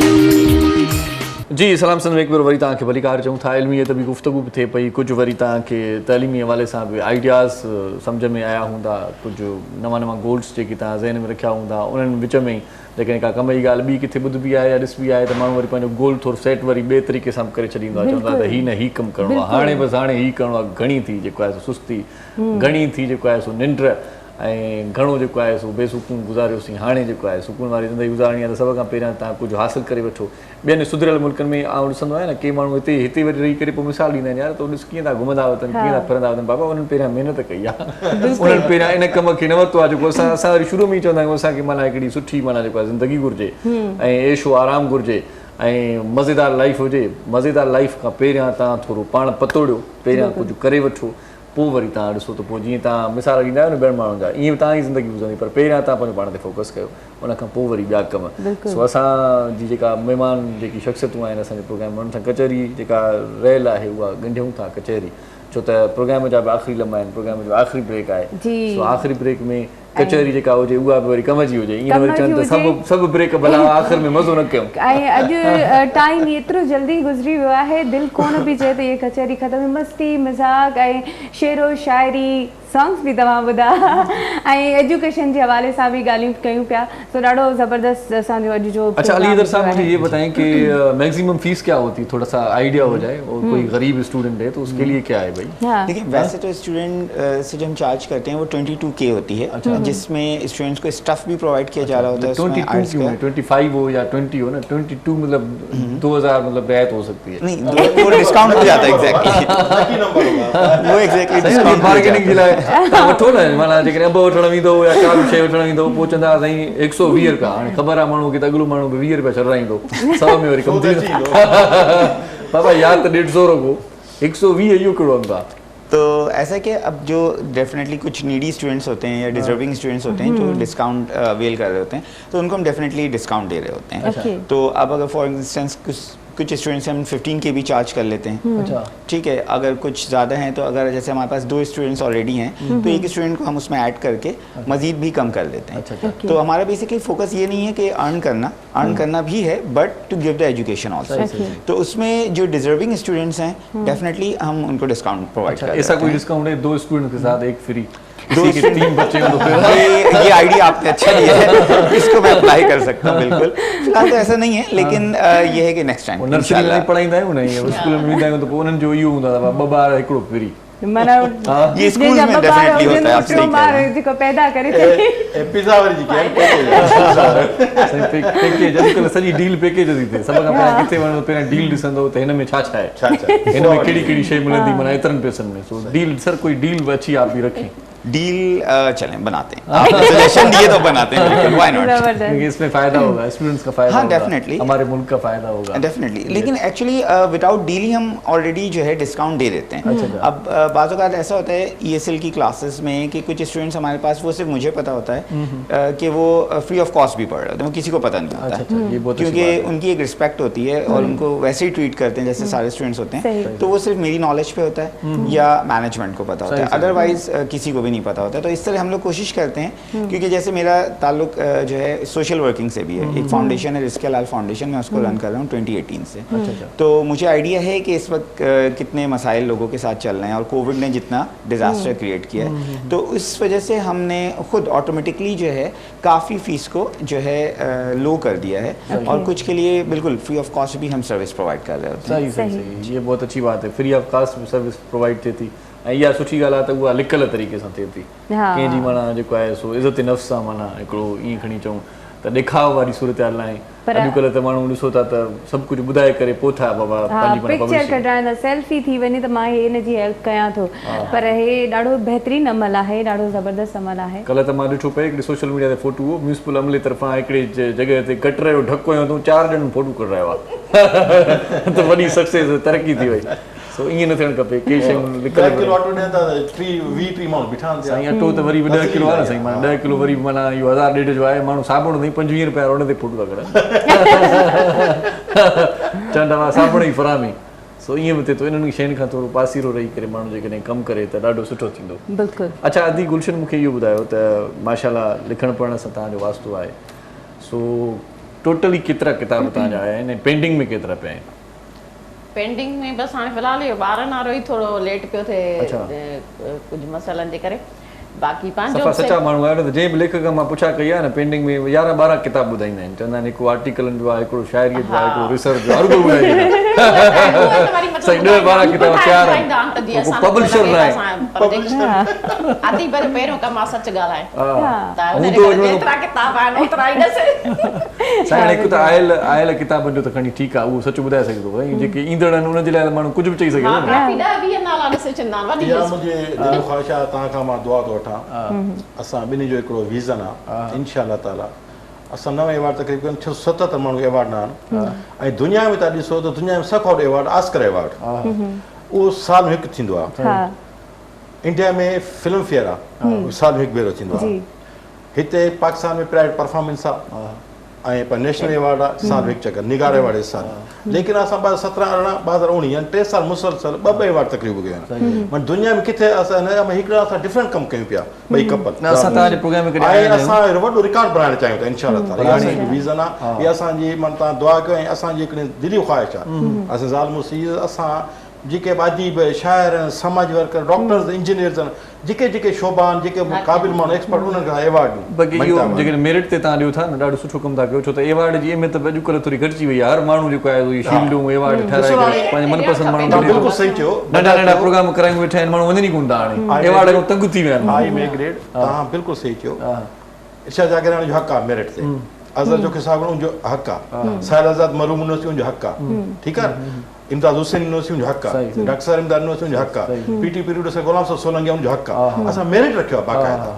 हाणे माण्हू रखो जो ॿियो जेको ॿुधे या ॾिसे ताड़ी वॼाए त यार वाकई साईं अज़हर जो साहब मुंहिंजो दोस्त बि आहे, भाइरे नागरो प्यारो पिरी आहे, मूंसां एड आहे फेसबुक ते, उहो ॾिसंदो आहे पोस्ट, ऐं मुंहिंजा लवर तमामु घणा अथव, अच्छा छा आहे जो असां पॉज़िटिव कमु कयूं पिया था, कंहिंखे बि ग़लति कमेंट्स ईंदा ई न आहिनि। नंबर ॿी ॻाल्हि जेकी मुंहिंजी पोस्टूं हलनि थियूं फेसबुक ते, मां चवां थो त आयाज़ गुल खे अवार्ड ॾियूं था, माण्हू छा इनकार कंदा, मेरिट न आहे, अदल सुमर ॾियूं था मेरिट आहे, शबनम गुल ॾियूं था मेरिट आहे, नसीम मिर्ज़ा ॾियूं था मेरिट आहे, इर्शाद जागीर साहब ॾियूं था मेरिट आहे। साईं इहो मेरिट चयो आहे, मेरिट चयो आहे, मेरिट माण्हुनि खे मुंहिंजे बारे ॿुधायो त न इर्शाद जागीर अवार्ड ॾियूं था मेरिट आहे, हा मेरिट जेको ठहे थो तव्हां जेके माना हिकिड़ो ठहे थो हक़ ठहे थो हक़दार जो असां ॾियूं था मेरिट ते ऐं मेरिट ते ॾियूं था इन छा इहो त तव्हांजो केतिरो ॾींदसि मेरिट केतिरी कराईंदसि मेरिट न मेरिट चयो मेरिट ॿुधो न उन में छा आहे त तव्हां पंहिंजी जेके सलाहियतुनि जी बुनियाद ते जेके बि शयूं कयो था अॻिलो तव्हांखे एप्रिशिएट करे थो त मां त यकीन कयो जेके बि एवॉर्ड न के बि मुंहिंजे नाल न चवंदो त यार हिन कुझु का फरमाइश कई हूंदी इहो वॾो रिकॉर्ड अथव जेके एवॉर्ड ऑर्गेनाइज़र आहिनि ऑर्गेनाइज़ कनि था उहे कनि छा कंदा कम बि ॿिया वठंदा अच्छा वरी ॿियो ॿुधायो यार ही तोहफ़ो ॾे ही तारीफ़ पर मां कॾहिं कंहिंखे न घुरियो अगरि असां कंहिंखे इज़त ॾियूं था त मान मर्तबो सही तरीक़े सां ॾियूं प्रोटोकॉल सां ॾियूं न उन खे तूं कुझु 10-15 अजर वठी अचिजां या 10,000 तूं मुंहिंजी मदद कजां त हू तुंहिंजो माण्हू उन खां पैसा वठाए ॾिजां न मां टोटली पंहिंजे जेब मां ख़र्चु कंदो आहियां ऐं पोइ मिनिस्टर वग़ैरह जेके आहिनि दोस्त जेके आहिनि मां उन्हनि खां ज़ाती तौरु वठंदो आहियां ज़ाती तौरु न उनखे महिमान ठाहींदो आहे न उनखे एवॉर्ड ॾींदो आहे ताकी उहो लालच न रहे न लोभ रहे यार मूंखे लालच जे करे एवॉर्ड जे करे जेको 10-20 हज़ार थो वठे न महिमान थींदो न एवॉर्ड वठंदो सही इहा भली ॻाल्हि आहे न त ईअं थिए थो तव्हां त इहा अञा ॿी ॻाल्हि कई आहे माण्हू जिन खे एवॉर्ड ॾियनि था उन खां वठनि था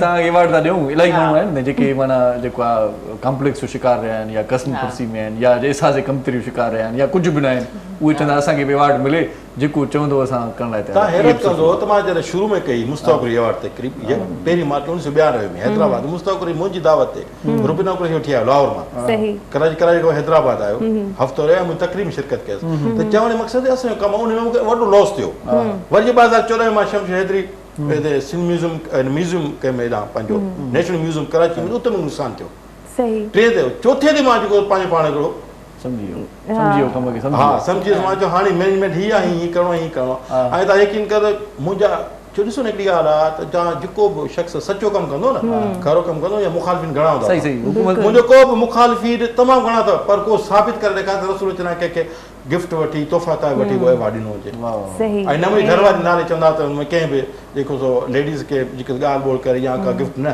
माने मना कयो हीअ मूंखे बि चवंदा न असां ॼणो आहे त हिकिड़ी मईता ॼणी आहे उनखे प्रोटोकॉल इज़त ऐं एतिराम सां बिल्कुलु वॾी महिरबानी अदी गुलशन तव्हांजी वॾी महिरबानी तव्हां असांजे प्रोग्राम में ईंदा आहियो ऐं साईं रसूल भाई चवंदा तव्हांजी वॾी महिरबानी तव्हांजी वॾी महिरबानी इन करे बि आहे त तव्हां माना असांजी फैमिली जो हिसो आहियो माशाल्लाह ऐं जॾहिं बि आयो फैमिली सां गॾु आया इहा न वधीक डबल मेहरबानी थोड़ा अलीदर साहब आपका बहुत शुक्रिया बहुत अच्छा सीखने को मिला समझने को मिला thank you so much program में आए मोरम साईं वॾी महिरबानी तव्हांजी लख थोरा तव्हांजा बि तव्हांजी महिरबानी भला तव्हांजी बि महिरबानी तव्हां असांजे प्रोग्राम में असांजो साथ ॾिनो कचहरी खोड़ सारी करणी हुई अञा टैक ॾियणा हुया अलाह साईं इहे टैक सलामत रखे कंटिन्यू रहंदा वरी मिलंदासीं इन प्रोग्राम में मोकिलायो तव्हां पंहिंजे सुरीले जी बिल्कुलु मंडे ते असां मिलंदासीं ऐं उन खां अलावा हिकु नई शख़्सियतूं असां सां गॾु हूंदियूं ऐं खोड़ सारियूं ईअं ई कचहरियूं रहंदियूं पर मां एतिरो सिर्फ़ु चवंदमि त सिर्फ़ु दिलनि में मोहबतूं रखो ऐं हिक ॿिए जी इज़त कयो वाह वाह जीअं अदी चयो न त चाहतुनि जो क़दुरु कयो सो मोहबतुनि जो क़दुरु कयो आख़िर में वेंदे वेंदे उस्ताद मोहरम नाज़ जी आवाज़ में ख़ूबसूरत कलाम तव्हांजे लाइ छॾियूं वेंदासीं तव्हांजी दिलि में पंहिंजी जाइ अॾियूं वेंदासीं इरशाद जागीरानी सरिश बुटो तव्हां खां मोकिलायूं था जीअ लतीफ़ जीअ मिठी ॿोली पाण सदाईं गॾु जी साईं माशाल्लाह शेरो शाइरी जी ॻाल्हि हले पई त मूंखे पंहिंजी शाइरी थोरी यादि वाह वाह तमामु सुठी मोड मिली सुहिणी तो सवाइ रूह मुंहिंजो छो नथो लॻे जी कंहिं नाज़ कयां हाले मारम चवां इहो इन हिसाब सां मूंखे पुराणो साईं मां तॾहिं पैदा ई न थियो बहरहाल पोइ बि ॿुधी तव्हां कंपोज़िशन ऐं शाइरी उन खां पोइ वरी पंहिंजे आवाज़ में तव्हांखे ॿुधायूं था जी साईं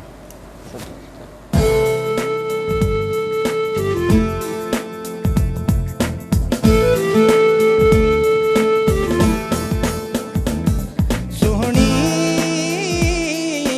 तो सिवाही रूह मुंहिंजो छो नथो लॻे प्यारी तो सिवाही दिल मुंहिंजी छो नथी लॻे कहिड़ो जादू कयो अथई हो कहिड़ो मंत्र पढ़ियो अथई कहिड़ो जादू कयो अथई हो कहिड़ो मंत्र पढ़ियो अथई जो हर ॾींहुं मां हर राति मां तो लय लुचा तो लय रुआं प्यारी तो सिवाई रूह मुंहिंजो छो नथो लॻे